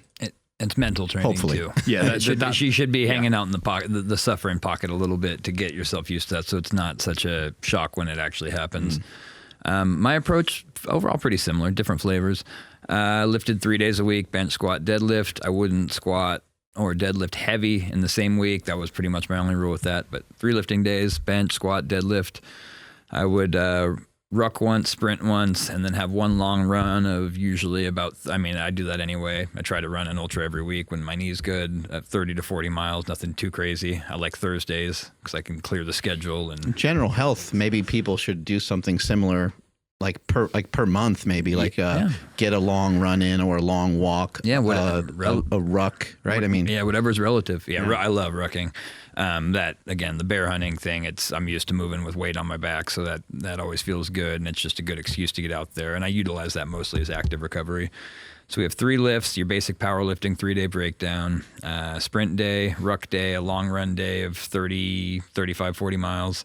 And then I would do jiu-jitsu about twice a week. One of those days would be like actual training. The other day would be, it'd be training, but it'd be like... Stay on microphone a little bit more. Sorry. I'd be picking flow rolls with, other guys as opposed to hard spar wrestling. I'd still roll, but keeping it at 85% to stick with our... Is it our tough model. to do that? Like, is it like Depends on the partner. It depends on the partner. Are you like crampy and stiff and shit?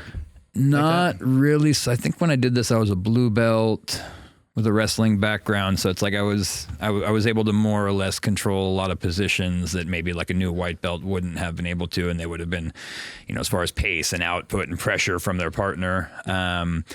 So it was a little easier with that. I did have some mobility stuff. One thing I did notice, and this could be specific to me, I didn't like rolling the day after I sumo deadlifted. Something about it, like with my hips or I don't know, there was something that instinctively felt wrong, and I follow my instincts pretty religiously in situations like this. So that was one thing I avoided. But other than that, like my training stays pretty consistent, whatever I'm doing. I like to lift 3 days a week. I like to do the sprint, long run, and ruck. And then I like to roll a couple times a week. I might, I increase the volume, like when I was getting ready for that, what turned out to be the world record run. I would just kind of sneak in a lot of little like 3, 5, 6 mile runs in the morning as active recovery, justifying in my head as active recovery. Like, no, you squatted yesterday, you need to recover, bro. Because I don't do any like the fancy stuff. I think improving your food, improving your sleep, and improving your active recovery are going to check most of the boxes for most people. At least in my experience. For me, that's what worked best. So it's pretty easy to find, 30 minutes to go out and run 3 miles at a real light pace with a little, quick warm up and quick cool down. And then I would also like hold myself accountable. Like, all right, if you're going to go run, you got to do some sort of like active recovery protocol cool down. So some tibialis V's with the band, or what, just basic single leg calf raises, or banded neck rotations, or side bend, some little accessory thing as like like if you're going to go out and play and have a little fun on the trail when maybe you shouldn't, and you got to pay the price and do all your PT stuff to, keep the ship moving forward. But other than that, I really like the model of one long run a week, and then you sneak in whatever light, lower intensity volume you can throughout the week. Have any of you guys, this is for anybody, any of you guys noticed any difference with lifting before jiu-jitsu or lifting before running? What do you guys prescribe to? What do you think? Like, or running first, or I don't know. What do you guys think? General perspective from our end is, unless the lifting is entirely to support another sport, then the lifting should always be prioritized in the context of a day, because the degradation that comes from the fatigue of endurance training translated into lifting is significantly more than the other way around. Because if you think of running as effectively, again, let's talk within the context of heavier people with a lifting background here. If you're a heavier runner, every stride is a repetition. It's a repetition, yeah. And if you're doing loads and loads of repetition, imagine if you went the other way around to conventional lifting and you did a set of 100 at 60 kilos before you went and did your top single. That makes no sense. Agreed. So it's the same premise in reverse, whereby the quality emphasis that comes with the lower rep demand of lifting means that we would always recommend prioritizing that, with the caveat being, 2 caveats actually. The caveat being, unless the lifting is only there to support the priority sport of the person, in which case it's pure S&C that's there to support the endurance training, or within the context of somebody's week, from a practicality point of view, they can't lift first thing and they need to do their endurance training, because doing the training first and foremost is more important than worrying too much about the interference effect, which is something that has seemed to become a bit of a scapegoat as a phrase and a word online that people just throw out there to just justify being lazy.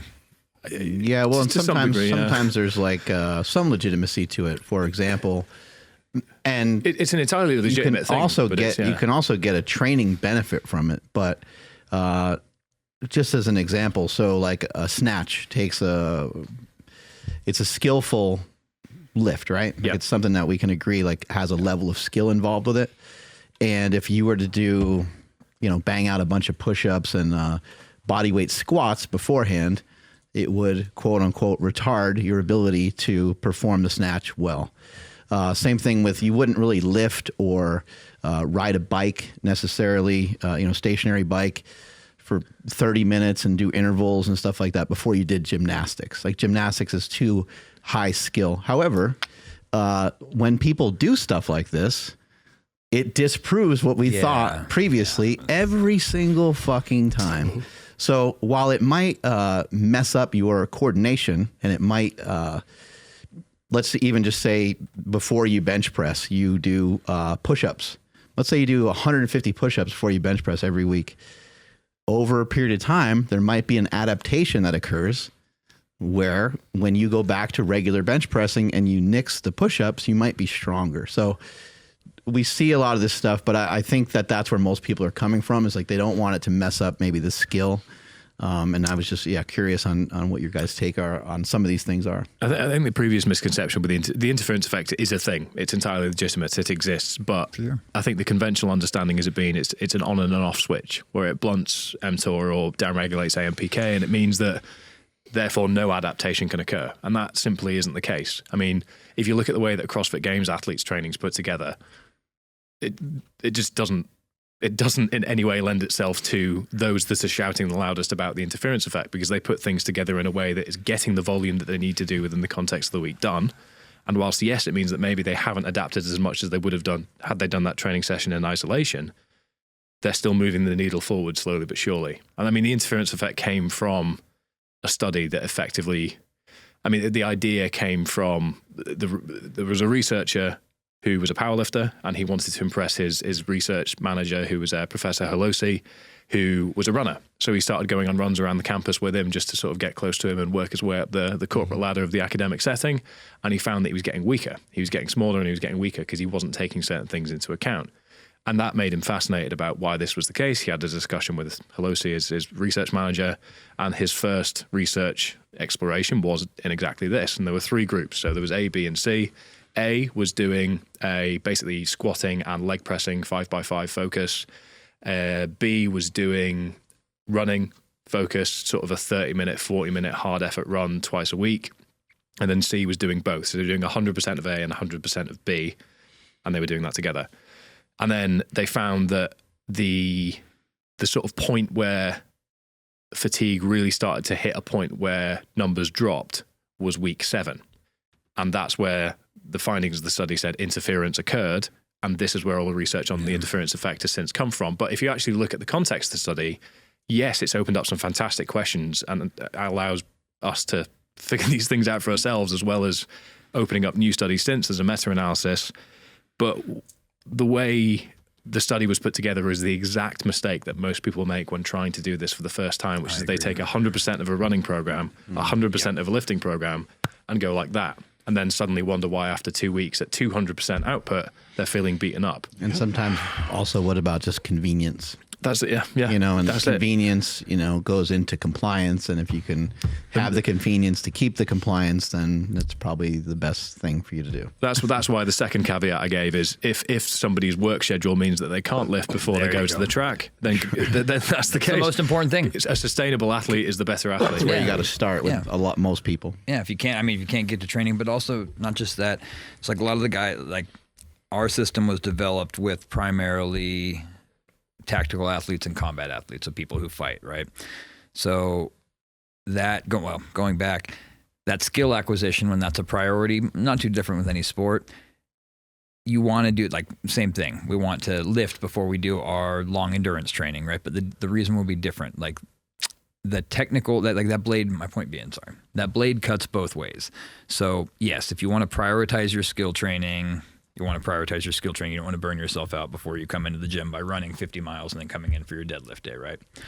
However, you have to look kind of the other way too, that it's like, well, in a real life situation, am I always going to be perfectly rested and prepared for this? Or should maybe my body be used to operate, like specifically with the martial arts stuff or with the firearms training? So we do introduce some deliberate fatigue, of specific energy systems for those same situations. But yeah, generally speaking, we're doing the exact same thing, and for different, subtly different flavors, but we found the same results as well. And the big question is how much are you doing it? The only other thing I would add is the dynamics change, and you can do quite a bit more if you can. Not all athletes can do this, but if you can get schedule wise and physiology wise, you can get them to take a nap. And 30 minute nap, even up to 60-minute nap, and a small meal, carbohydrates and electrolytes in that training window between those two. And this is talking about the AMPK and mTOR relationship, and that they've seen it in the same studies that analyze both. It's showing the introduction of glycogen, replenishing after an AMPK heavy workout, prepares, et cetera, et cetera.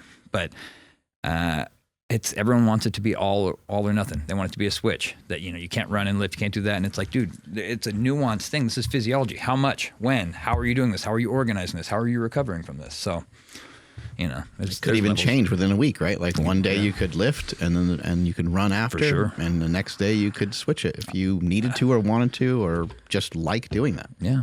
And people train for enjoyment. So yeah, fucking stop wasting so much time arguing about this on the internet and get training. That's kind of where I always come to this conclusion when I get drawn into this conversation too much online. Yeah, I'm with you. It goes back to, I think, can't remember whether it was this podcast or the previous one. I think spending so much time trying to find the perfect training program that's perfectly in line with the science and ticks all these boxes won't happen because science is so variable and ever changing. But the basic principles that underpin it are largely irrefutable. So if you just get to work and figure it out as you go, build the wings as you fly, and then take the lessons and adjust them over time, you will have more context on yourself and the individual athlete, if you're on a coaching capacity, on how the knowledge that is out there applies to that individual context. But training is trial and error. Training is trial and error within an imperfect ecosystem. People have jobs, people have kids, people eat different food. Yeah. Things are within context that need to be borne in mind. And I think there's so much time wasted on looking at things in isolation when those things in isolation are so massively affected by the external stresses that need to be considered as well. Yeah. You see so many people stressing all of their energy on that last 1 to 5% when they haven't nailed the first 95 to 99. Recovery is the buzzword that really has lost its meaning in that sense. Because if you're doing too much training in the first place, the very expensive recovery metric that can save you 1 percentage point isn't going to be the thing that brings you back from the proverbial dead. No. So ice baths are fantastic. Massage guns can have their place. Once you've got the basics nailed, it's a pyramid. Agreed. And in building recovery and recoverable volume into programming, I think, is the pillar that really people should focus on a little bit more. How fucked over do you think people should be? Like on a day-to-day basis, like should be walking like this, or like, you know, how sore and just, What's the goal? I don't know. What do you guys think? It depends on the goal. With some of the goals that you guys have had, I'm sure you've had to push pretty hard, and I'm sure at times you also learned that you may have pushed too hard. Like, what do you guys think is a good balance for people to still make progress? Like I said, it depends on the goal. When I was doing most of this stuff early on, I was also working construction, so I was pretty much as miserable all the time. I would not recommend that for ideal athletic and physiological adaptation. But there's also, like, that's not the only factor. There's mental stuff. Like, sometimes it could be good for a person, for their life, for their daily habits, to just suck it up and go for 3 months and live like your version of Goggins or whatever. You know what I mean? Some people need that. But yeah, if increasing your athletic performance is the top priority, then, I mean, one of my mentors, Jack Taylor, you know, he always says that your strength conditioning program should make you feel better, not worse. That should make you feel and perform better in your athletic practice, you know. But he was a rugby strength conditioning coach. And he's like, so you shouldn't be so beat up from German volume training that you can't, you know, cut a corner or run a lap or do any of that. So, I mean, for me, I tend to subscribe to that same line of thinking, but I like feeling wrung out and beat up sometimes, and I like being able to just leave everything there and then go sit in a hot tub and, you know, watch South Park when I get out, or do something completely that requires nothing of me at all, you know. I think the ideal is to be as lazy as you can possibly be for the maximum adaptation. Yep. Which means that so many people often, this is where, and I don't want to go down a rabbit hole of causing beef, but this is where CrossFit at a recreational level can get it wrong, because sweat is such a dominant metric, or hard work is such a dominant metric, when in reality 6 Metcons a week where you are judging your success or failure in that session by how sweaty you got is the wrong way to approach things, because that is just going to burn you out quite quickly. Whereas intentional programming executed well should be the focus if you are working towards a specific endpoint. If you're just training for the sake of training and you enjoy getting sweaty and you like feeling beaten up all the time, then all power to you. But if there's a goal that you're working towards, there's a balance between knowing when you're beaten up and knowing when you're doing too much. And I think, yeah, you should be doing the minimum effective dose for the maximum effective return. Yep. And that's all based on the maximum recoverable volume within the context of a week, which is a pie in the sky phrase. It's not a metric we can focus on or track on smartwatches or anything, but it comes from that trial and error. And when I feel fucked day to day is triathlon training alongside strength work, because it's just so relentless, and the amount of volume required within the context of a week eats into your sleep. It's just very difficult to manage. And training for the double was when I felt most beaten up on a day-to-day basis. But most of the year, I only really feel beaten up in the immediate dehydration after certain training that can then be recovered in the short term. I don't. If I'm feeling beaten up day to day, that'll be a bit of a red flag for me to monitor my training volume. I don't want to feel too battered. DOMS always comes back if I ramp my training volume back up in the gym. But then after a couple of weeks, I've adapted again and everything's feeling smooth and solid. But I think generally speaking, we shouldn't aspire to be feeling absolutely tanked on a day-to-day basis. Well, that brings up another question, because it's like, look at, say, you and I train pretty similar in terms of our output and our measuring these things and trying not to just be, full rhabdo like some other guys we know, 6 days a week from brutal CrossFit workouts. Yet you can squat 500 pounds and run a 5-minute mile. I can deadlift 520 and run 50 miles back to back. Like, those are there's a lot of adaptation involved in getting to either of that level. So it makes you think, like, what is necessary and what is not necessary, and at what point, specifically what point you're hitting diminishing returns. So. And the individuality of it as well. That's what's so often forgotten. For sure. What works for one person, what works for one person won't be the next. Yeah, we're all fingerprints. Decent time constraints for these goals, obviously. Yeah. Not rushing yourself towards either of it. But one of the most basic things when it comes to especially what you guys do is the amount of time you guys are on your feet. So you're wearing barefoot shoes. Fergus, you're wearing Vivos. So what was it like for you guys? Like, because you've been on your feet forever. You've done wrestling and all of that. But what kind of importance do you guys put on that for newer strength athletes that are coming into running and this type of stuff? Because they're probably, many of them will be spending more time on their feet than they ever have been. And a lot of people, when they start doing stuff like this, they start getting foot pain. They start getting all this pain that they're not used to. And partially it's because there's a weakness there. So how do you guys tackle that? I've always so a big part of my training has always been GPP, general physical preparedness, weighted carries, sleds, etc. I do all of that barefoot, always have. When I started doing it, fighting was my focus. My logic then at the time, I was not nearly as educated in strength conditioning stuff, but my logic was, I fight in the cage or on the mat barefoot. Why am I training with Nikes on? And also, it's just like you get your toe caught in a gi, or you know what I mean? Like, it can be brutally painful. Oh, absolutely. You're pretty aware of that stuff. So I do everything barefoot in terms of my carries, my weight. I like to lift, squat, and deadlift, do everything barefoot. I wear barefoot shoes day to day. I run in ultras that are, I think, the second lowest profile shoe they make, second or third lowest, one of the lower profile ones they have, but there's still plenty of support. It's still a legitimate ultramarathon shoe. And I don't particularly have any issues. I think the weight training background can actually be helpful if they leverage it right and use those skills to squat, deadlift, and do GPP barefoot. They're going to sidestep a lot of those issues from the get-go. I also know there's guys like Graham, the barefoot sprinter, who's a specialist when it comes to mobilizing, your digits and tarsals and all the tissues of the foot. I am not an expert in any of that stuff. I just find that living and conducting resistance training barefoot is going to armor your feet and present a lot of these issues before they happen. And mind you, in some gyms, you might not be able to go barefoot. No, you might. And also, mind you, that I'm a guy who just broke both of his feet in multiple places running with 35 pounds on his back. So maybe just disregard everything I said just now.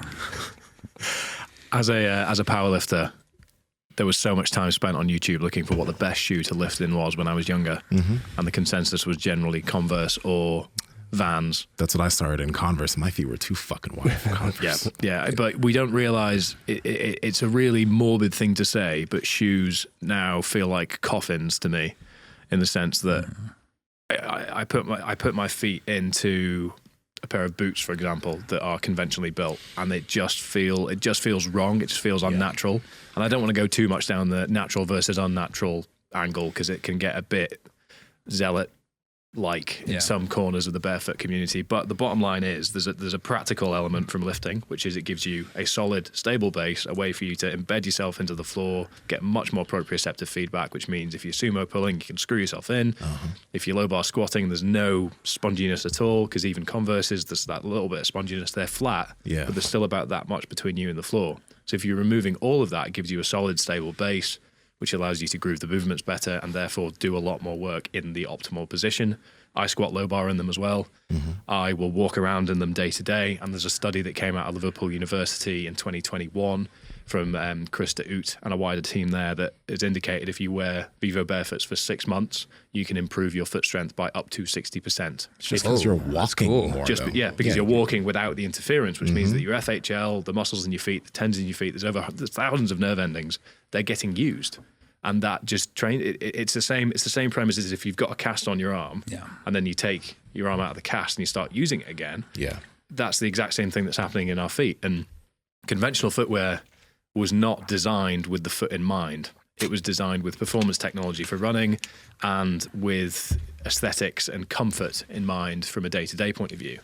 But it hasn't accounted for the actual functional application of the foot itself and how that fits in the kinetic chain. So a drop will immediately take you from flat and a line like that to just tilting your hips forward. You'll get a little bit more height, but everything is then forwards, which means that you are moving.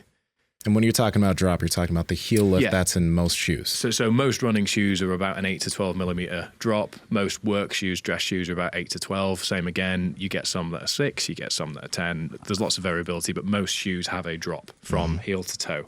And then they have a layer of sponginess or a layer of rubber beneath them. And that is interfering with your foot doing its natural thing, which is getting in the way with your hips interacting with your feet and your knees and your alignments all a little bit out, which isn't inherently a problem.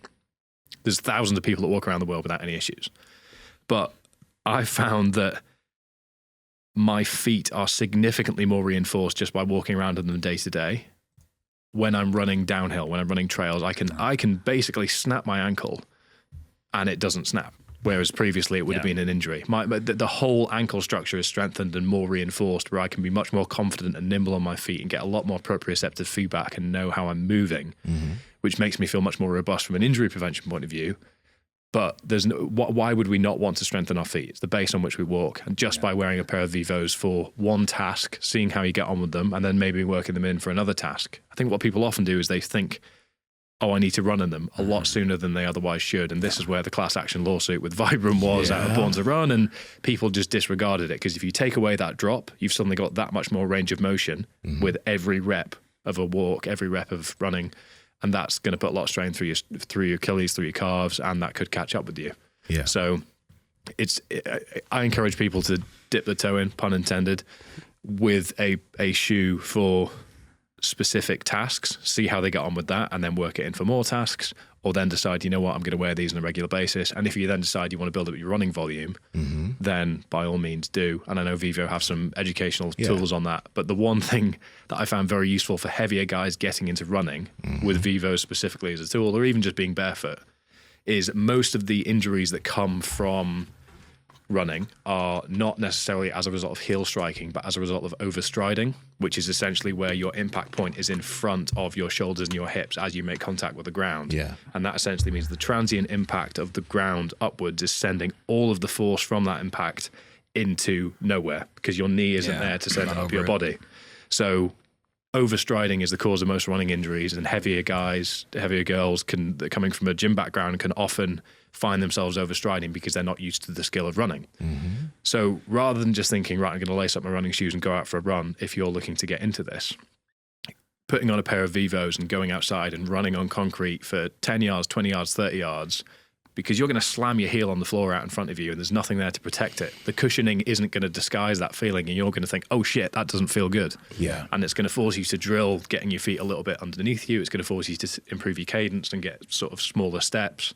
And it can help you feel how to not overstride. And therefore, before you even start building your running volume, you can have experienced a more efficient running gait. And then by all means, I still run in cushion shoes. I wear some Sauconys for the carbon benefit. The foot plate. There's technology there. It's going to make me faster. I'm going to take it. Yeah. And I do all of my ultra stuff in ultras because whilst I can run in Vivos for long periods of time, my feet are nowhere near at the tolerance of volume that the rest of my body has. So the cushioning essentially allows me to manage the fatigue over a long period of time a lot better, while still allowing my foot to splay out and do its natural thing in that sense. But if you put me in a pair of Vaporflies or something, I want to take them off straight away. It just feels completely wrong to me. Pat Project family, how's it going? Now, we talk about meat a lot on this podcast, which is why we've partnered with Piedmontese and have for years now, because they have some of the best beef on the planet.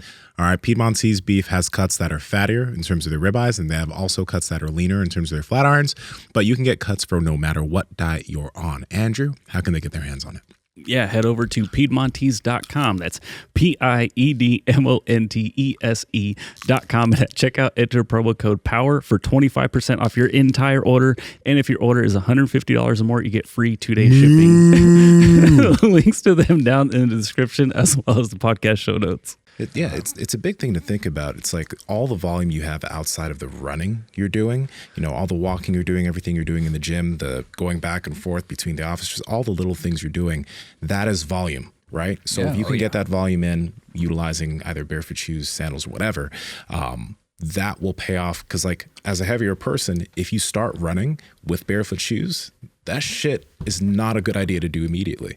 That's why like those ultras, Mark has like those Nike super shoes, those things on runs, if you have if your gait is good, can be super beneficial to allowing you to get in some decent volume without fucking yourself up. Everything's a tool. Everything's a tool. That's all. Everybody wants to attach themselves to a box of I live the barefoot lifestyle. I do this. I wear this. Nikes are the best. I bleed Vaporflies. Just appreciate the variety and appreciate what different things serve different purposes is the way that I like to view things. I think the real benefit of barefoot shoes is that they can be different parts of different people's lifestyles and don't need to have the previous association that they once did of being this incredibly out there bohemian way of existing. It's the only way to live, bro. Yeah, no, I agree. I think even if you're not a heavier person, you shouldn't just get into running barefoot to begin with. Wear them around your house, then wear them around your life, and then wear them on walks, and then maybe a ruck, and then a short run, and you know what I mean, microdose, and go from there. I think one thing that actually is super underappreciated in everything that we've mentioned a little bit is rucking. Rucking's great, man. It's for bigger people, just putting on a weight vest, put on some barefoot shoes, and just go walk for a distance if you haven't been on your feet much, rather than getting into running immediately. Yeah, put some load on and just go walk. It's hard to find a better core and neck and upper back exercise too, especially if you're not used to loading weight on your back. They have special stuff too, like the special packs and weights and stuff. Now I'm kind of old school. I have like a 62 or a 70 pound kettlebell that I'll put a towel in there for a little padding and just put it in my pack and just go for a walk. But they got like special stuff now for civilized human beings. The Rogue Tactec vest is much more comperball. Probably that. There you go.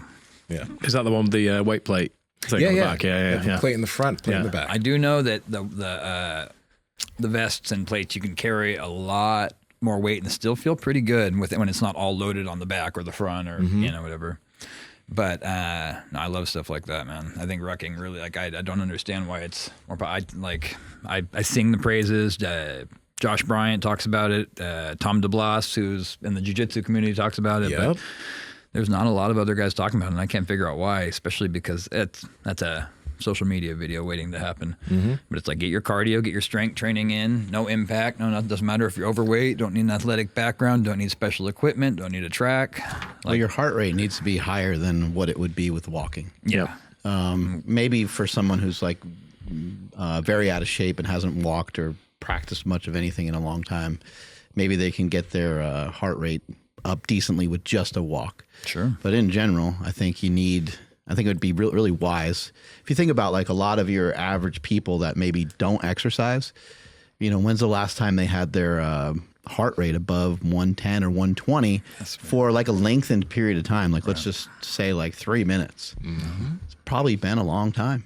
And you might be able to get that with just a weight vest, and especially if you have any hills or stairs to go up, your heart rate will go up.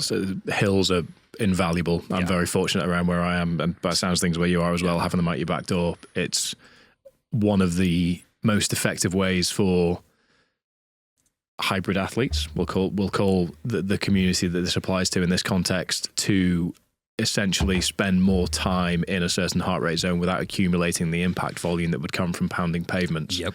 So in the same vein of rucking can get your heart rate up to X, you can improve your aerobic economy essentially by manipulating how you get there. And whilst, yes, it's not the exact same specific motor pattern you're mimicking, which means that the specificity of the application isn't as clear, depending on what stage of this journey you're at, there are many ways to sort of skin this proverbial cat. But great for your hamstrings, your calves, your glutes, and then running uphill is also just a lot safer. Yeah. So we mentioned some bigger people getting out there for a run. If you weigh, maybe above 220 and you haven't run in a long time, try to find a hill and don't even run, just jog up it at first, get used to that. And over a course of a couple of weeks, you can add in a little bit more and you can run it more aggressively over the weeks and months. As everyone knows, I'm obsessed with history. And so the stories of Jerry Rice and Walter Payton were both two guys who loved hill sprints, and both were just, and it's one of the few remaining methodologies that I can use where I can actually hurt myself. Like I can go and be like, oh, my aerobic system is actually, and anaerobic, everything's lit up right now. It's so I like it a lot. It takes the impact out of it. And it's just, again, I think Joe Rogan talks about that's the only form of running he does. He just puts on music, he takes his dog and he just hurts himself on a hill over and over again. But I tend to like that, the more simplistic applications of stuff like that, because it's easy to overcomplicate or to get pulled in by, all this or that. And it's like, man, if you want to build cardio and, become a better sprinter than hurting yourself like Jerry Rice on the hill over and over again, it's a good way to do it. What you got over there, Andrew? I got a couple of things, but in regards to the hills, how do you get down them? Literally, because you can run up pretty fast, but running down, I would imagine you got to be careful. Yeah, ever since I was a kid, I did it the same way. So I lived for a while next to a recently retired NFL cornerback. My mom had lived in a neighborhood, and he lived across the street, and he had a system where he would sprint up and walk down the hill we lived at the top of. The hill we lived at the top of, he would sprint up and walk down. And it was like a good 250. It's like that lactic hell, that middle range of 200 meters of just straight uphill. So just a little too long. Yeah, it was too long to be a sprint, but too short to be a run. So just it's kind of perfect, but you're kind of mad at it. Yeah, exactly. And by the end, it's like your CP, you can feel the throttle just drop off those last 40 meters. You're digging harder than ever and just. So he would just sprint up and walk down uninterrupted. And, your basic tempos, there's a million different models what is the fartlek, although they vary the windows or the durations and stuff. But I find that, and I'll drive over that same hill and do it now. It's also actually along So you just walk down it, basically. Yeah. Sprint up, walk down, sprint up, walk down. And it's along the route. It's about 6 miles from where I live now, and it's along my ultra training route, which is 15 out and 15 back. So if I'm feeling a little spicy, then a good 5 or 10 hill sprints each way going out on a 30 or 40 mile run. And then coming back is always just the brutal. I mean, it's, because I'm a marathon or more in, and then hitting hill sprints then. I mean, the performance is terrible, so you just got to kind of put that out of your mind. And, you don't time anything. Don't time anything. This never happened. But, yeah, I like them a lot, man. It's that basic. You see the Dagestani wrestlers doing hill sprints, and they're carrying stones and kettlebells and all sorts of stuff, logs. And it's how the Gurkhas trained. Yeah, the savages too. Yeah, Are you into history at all? Like the history of physical training? Yeah. Not as much as you by the sounds of it, but the Gurkhas have got a very special place in the British military forces hearts generally. So it's hearing how they train and just making use of stones. Yeah. So what are the Gurkhas? They were Indian troops that fought for the British Empire. That were Nepalese. Nepalese. Yeah, I'm not Northern Indian. Nepalese troops, and they had these knives called kukris. I have one at home, and they were known as just some of the most fearless, savage conditions. And they were obviously used to that elevation and a different way of living. And I'm certainly no expert in them, but I know they're still around. They're still formidable, and dating back more than a century, they've been. There's actually some controversy at the moment because I don't know exactly what it is, but it's something to do with residency in older Gurkhas and the UK. So essentially, they're being poorly treated for a service that they should not be getting poorly treated for at all. I agree with that. There's been a lot of campaigning for their well-being and their well-deserved recognition. But yeah, their physical training and their testing was very much hill and carrying X amount of stones focused. So if you went to selection one year, the way the stones and the weight all sat on your back could be completely different to the other and things like that. So yeah, it's just fascinating to hear how people have made use of X, Y, and Z that we now have in a fancy Ivanko set of plates, for example. I've always said that, that's one reason I'm so interested in the historical fitness research is it's thousands of years of data that we have access to that most people are just walking right by. Like, you know what I mean? You can go back, or you go back 100 years, and even 100 years ago, they had pretty decent ways to measure and understand some of these things. I mean, you see, I think we talked about last time I was on, like the PEDs in ultramarathon running 100 years ago. They had cocaine and nitroglycerin poppers and stuff. So it was like they would have, so they would do these. I didn't know that. That's hilarious. Oh, I got some stuff I can show you. Imagine running on cocaine. Oh no! So that was the thing. They would do them on a wooden indoor track, just doing lap after lap for 24, 36 hours straight, and then just die. And literally, and then they'd have like they'd be like, oh, he's falling asleep. All right, go. And one of like the trainers would send a boy out, and he'd like, and you're like, whoa, and keep going. And then eventually they kind of started to phase it out, and it became like low key. So guys would be like sneaking stuff. And then there was like one guy, I think he was an American who was running a race in Britain. He got stripped because it came out that he was doing like a hallucinogen, but it turned out that everyone else was on like worse stuff. But yeah, nitroglycerin and cocaine were very common PEDs. If there was any time that somebody should be using cocaine, it's in these situations that you guys are in. It's better than fucking hallucinating on a bike and... it's falling asleep and going off a cliff. You've made some interesting points. Yeah. He's like, I'm sold. Yeah, if I'd fallen off that bike, I think I would have been much more pro the ancient methods. Well, speaking of the Nepalese, though, it does increase your tolerance to elevation. They say that's why the Incas chew coca leaves when they go, and even they have tour. Like if you go, they'll give you one, tell you to chew it. Even I think they used to hand them out at the airport actually in Cusco. And you're not getting like coked out, but yeah, it's like, it's not it's the actual, and you chew it, and it's really supposed to help with altitude sickness. We have so many rules here in America. No fun at all. Nobody hands us cocaine. You got any tricks for running downhill? If you can find someone that has a cable car, then that'd be ideal. Cape Town, Table Mountain in South Africa. If you just did 10 hill sprints all the way up, you could get the cable car down. But no, generally walking. I think that the best recommendation is, because quality is a focus as well, and it really forces you to stride.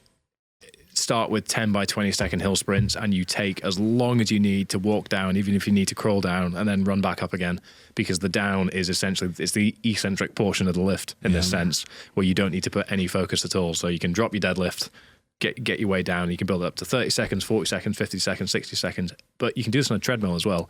It's a good place to start if you want to, from an accessibility point of view. But I think going back to the zone 2 side of things is a lot of people will be surprised at how little demand they need to place on themselves to find themselves in zone 2.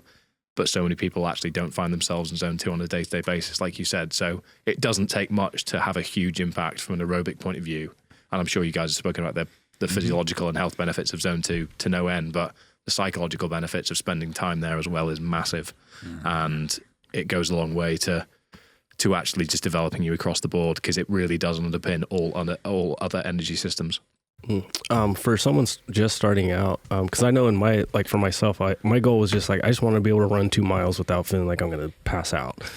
Should somebody's goal initially be distance or time? I think, okay. I was just going to say, actually neither. I think get on my place. You should be seeking. I don't know if they should be. There's a million ways to do this. What I personally enjoy most is to not pay attention to any metric for the first 4 or 6 months, and just get out there, find trick. I don't want to say trick. Find a way to enjoy it. Mm-hmm. Find a mental state you enjoy. Go somewhere where it's nice, where you like the surrounding, it's safe, you're not worried about stuff. And just challenge yourself to get a runner's high. That should be your only goal. And then once you have a little bit of a runner's high, how long can you stay in that zone? And then as you naturally come in and out of it, so you learn to get in that runner's zone or runner's high. You learn to stay there, and you come out of it, and you learn how to get back in it, and over and over. And then pretty soon the volume, it treats itself. Like if you're enjoying the process, that all adds up on the other end. And I'd give you the same advice with jiu-jitsu too. Mm-hmm. Just learn to enjoy it, and then the rest will fall into place. And yeah, like if you want to take it to a high level, you can nail down the technicalities of everything as you go. But if you don't have a base and understanding and an appreciation and a presence and connection to what you're doing, Makes sense. But, like you said, it's what works for you. Completely valid, and I don't disagree. But I think with time as a metric, I think time over distance, because distance sets people up for potential disappointment, because they go out with the intention of covering X, but in reality they achieve the stimulus with Y. So time means that you can move at a relative pace and work within those parameters, rather than necessarily going too hard for a mile when you wanted to do 2 and finding out that actually you've maybe overestimated what you could have done in the first place. So a really interesting way of looking at things and the metrics to focus on is if you just heart rate, run until your heart rate hits 140. I will use an arbitrary heart rate here just for the sake of argument, but run until your heart rate hits 140 and then walk until it goes back below 100 and then run until it hits 140. Do that for 10 minutes one week, 20 minutes the following week, and then you can build from there. And you're not actually running a huge amount of distance, but you're working that heart rate range that you're getting used to what that feels like, and then you can start to build from there. Because running 2 miles doesn't need to be a difficult task, but a lot of people wanting to get into running will make it much more difficult than it needs to be by going too hard, too fast, too soon. Amen. So arguably the best place to start to prepare to run 2 miles is to walk more, and to walk more at a higher heart rate, which is where things like hills, I like that. weighted vests, uphill on the treadmill, once you get used to that heart rate and you can just condition yourself to be a little bit more tolerant to that, that's when you can actually start to run. Because like we were discussing with swimming, if your running skill isn't developed enough to be able to execute the internal efficiency that you might have, then you're not going to actually be able to move at any sort of intensity and apply it in the same way that, like you were saying, is you're concerned about getting in the pool, but before you can even apply and develop any intensity in the pool, your skill acquisition, your skill execution is going to stop you from even getting to a high enough heart rate to be able to do that. So skill first, intensity second. So the skill of running and the development of an aerobic system can then be applied to running. And I reckon building the blocks up towards being able to run 2 miles, the first 60% of that isn't even running related. That makes sense. And then just real quick for like the heart rate and stuff, is like just a Garmin watch going to be sufficient enough to really kind of zone in on that? Yeah. To start with, I think people can go a long way with just wrist-based heart rate. And then when you start to really look at higher intensity stuff and you want to monitor the heart rate data, a chest strap is quite advisable, because the high fluctuations, you want to be closest as possible. But for day-to-day stuff, I've got this on at all times, and you use it for I'll very rarely use heart rate off my wrist when I've got access to a heart rate strap. But the discrepancy in zone 2 of a strap versus a wrist isn't very high. The discrepancy when you're doing 200 meters or 400 meters can be quite high. But again, within the context of this discussion, that should be a long way off. So if you're doing, so what you're saying is if you're doing like zone 2 and it's off by like 5 or 10 beats, probably not a huge deal. But if it's, you want to be more accurate, the more intense you're going, I think that makes sense. Yeah, but also sometimes you don't need to be that accurate, the intensity, because if you get into zone 5, then you're blowing and you don't really need the data. You'll know if you were there or not. So I think it's just a case of if for example, if you were doing 4 by 800 meters and you're doing that, you just don't want to be hurting yourself. Maybe you're overdoing it in zone 4 and you're trying to stay lower. If you're aiming for threshold rather than zone 5, for example, then that's where that information could be useful. But if you're doing it in a reps format, often wrist can be a bit slower to catch up in real time, which means that if you That's annoying. Yeah, it is, isn't it? It is. You're like, Catch up already. I've actually never tracked mine.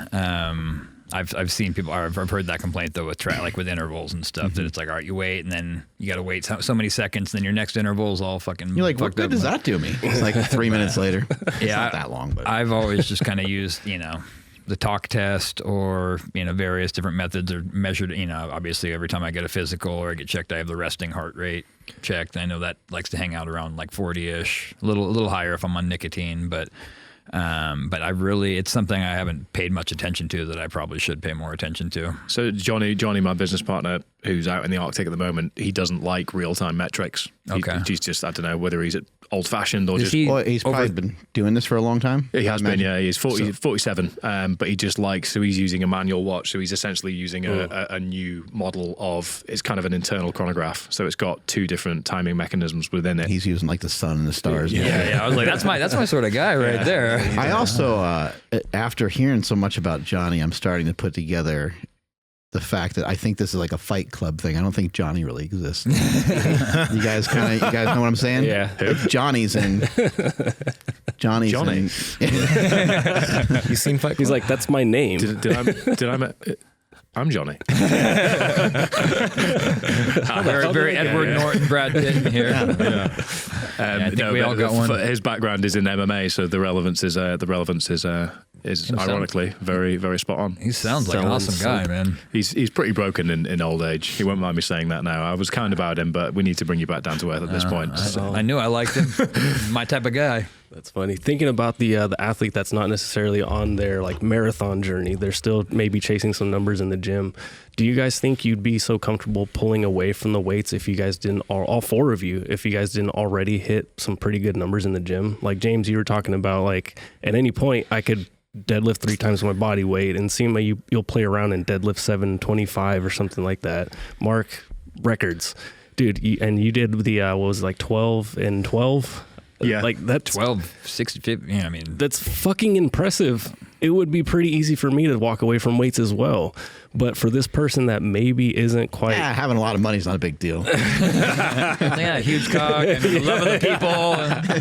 Nothing. But yeah, I mean, I know it's kind of like, right, you got to figure out what the goal is, but maybe for that person that hasn't quite hit the total that they want in the gym yet, but they do want to incorporate some of the running, like how can they necessarily balance that? And I think it's more like of a mental thing, but I don't know. What do you guys have any advice for them? Well, my advice just at the surface level would use the running to fuel your lifting. Use the running to become a better lifter.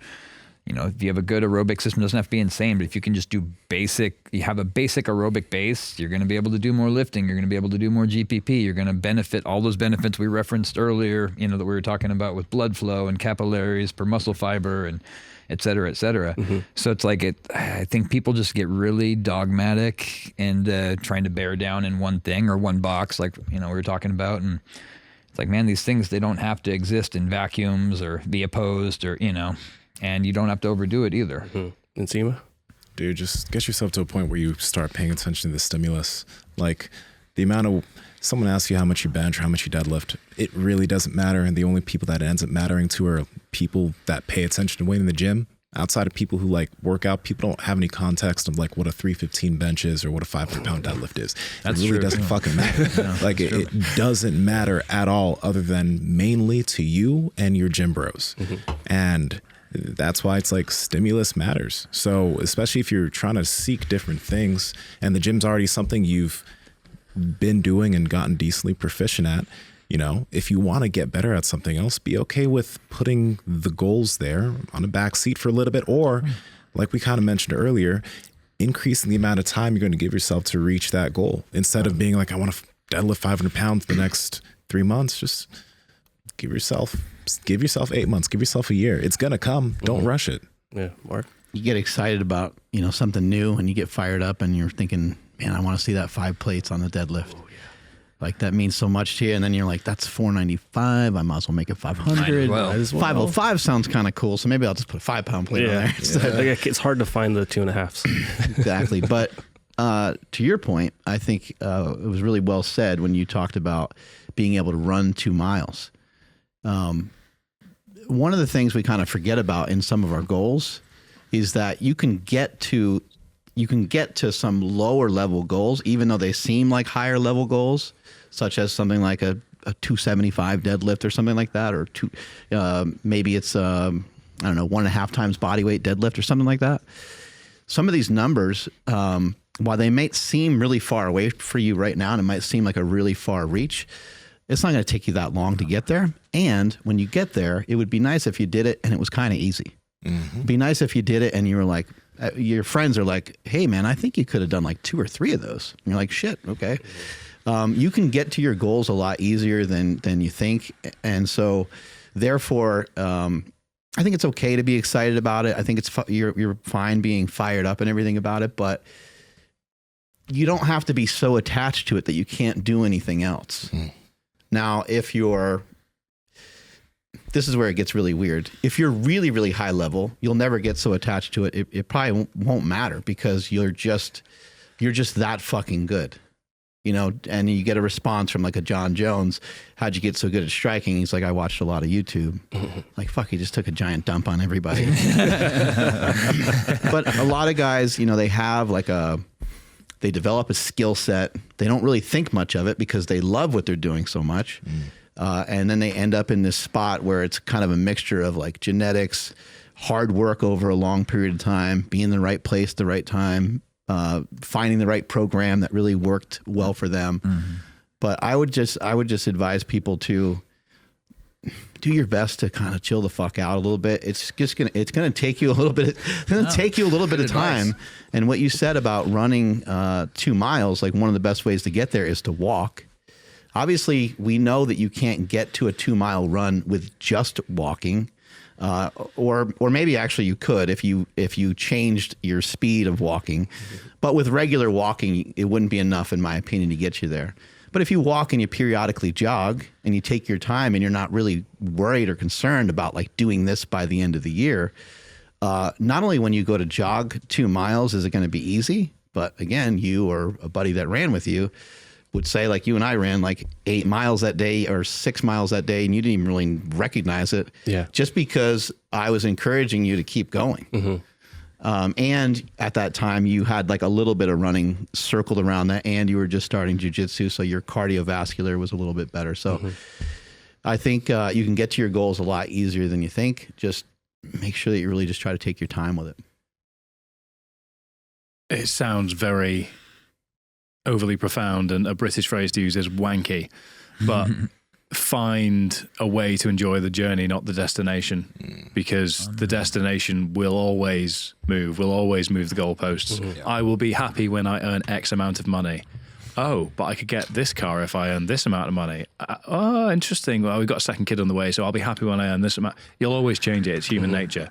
And like you said, £500. Well, 505 is more than £500. So then, if the guy that only can deadlift £500, I'm stronger than him.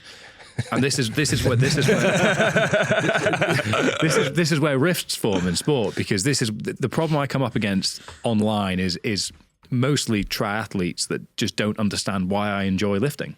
They only see it as a way of inhibiting how fast you can be at triathlon. Whereas I enjoy doing triathlon and I enjoy lifting, and that's all that really matters to me. So I think be ruthlessly honest about what you enjoy and what you get from the things that you're doing, and ask yourself, why are these numbers important to me in the gym?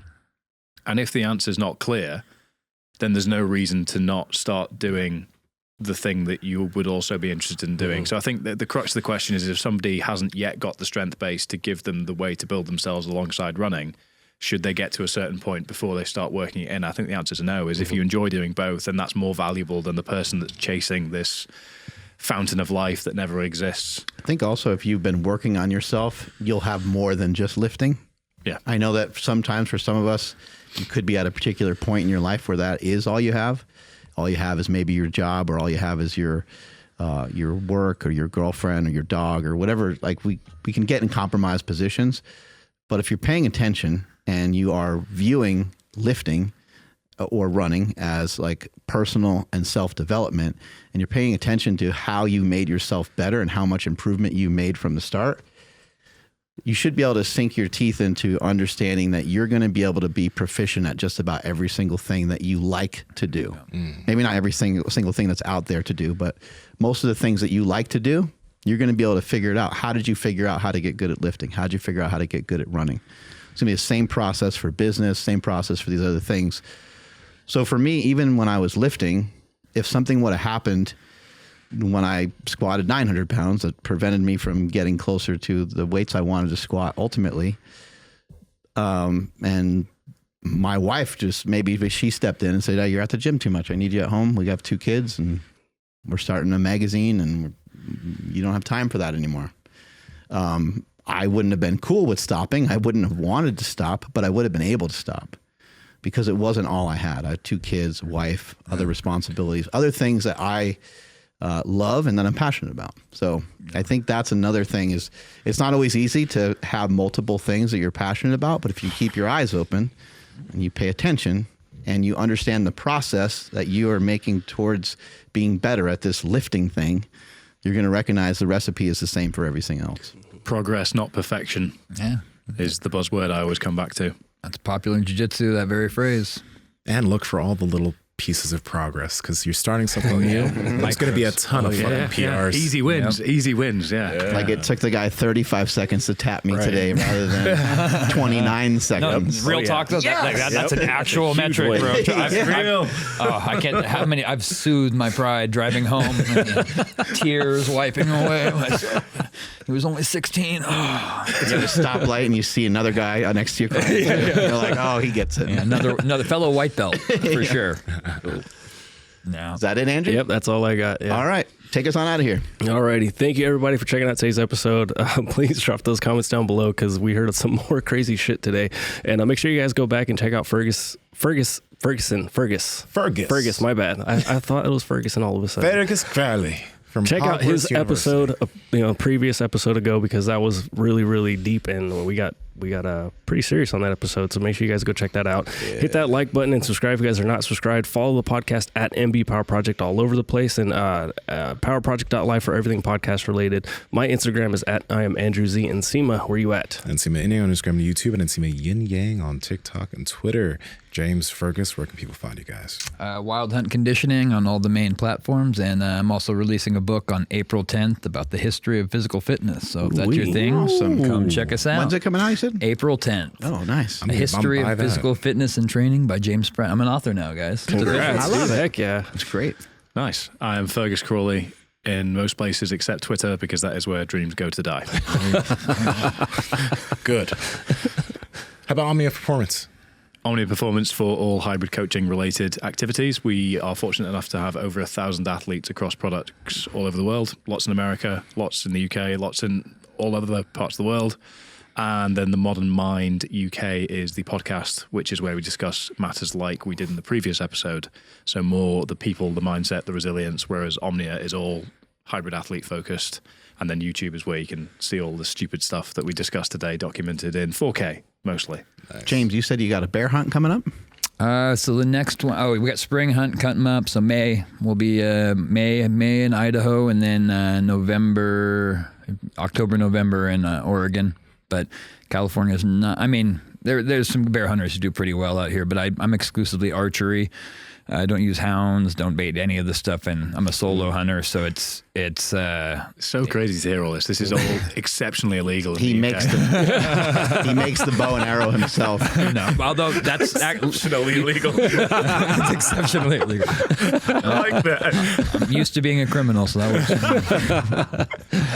works. But no, I would like to actually start. They call them trad bows or traditional archery bows. I know of a guy who. This last year, he's like an old school Arkansas mountain man that runs around with Steve Ranella. He killed a bear with a wooden bow and a stone tip.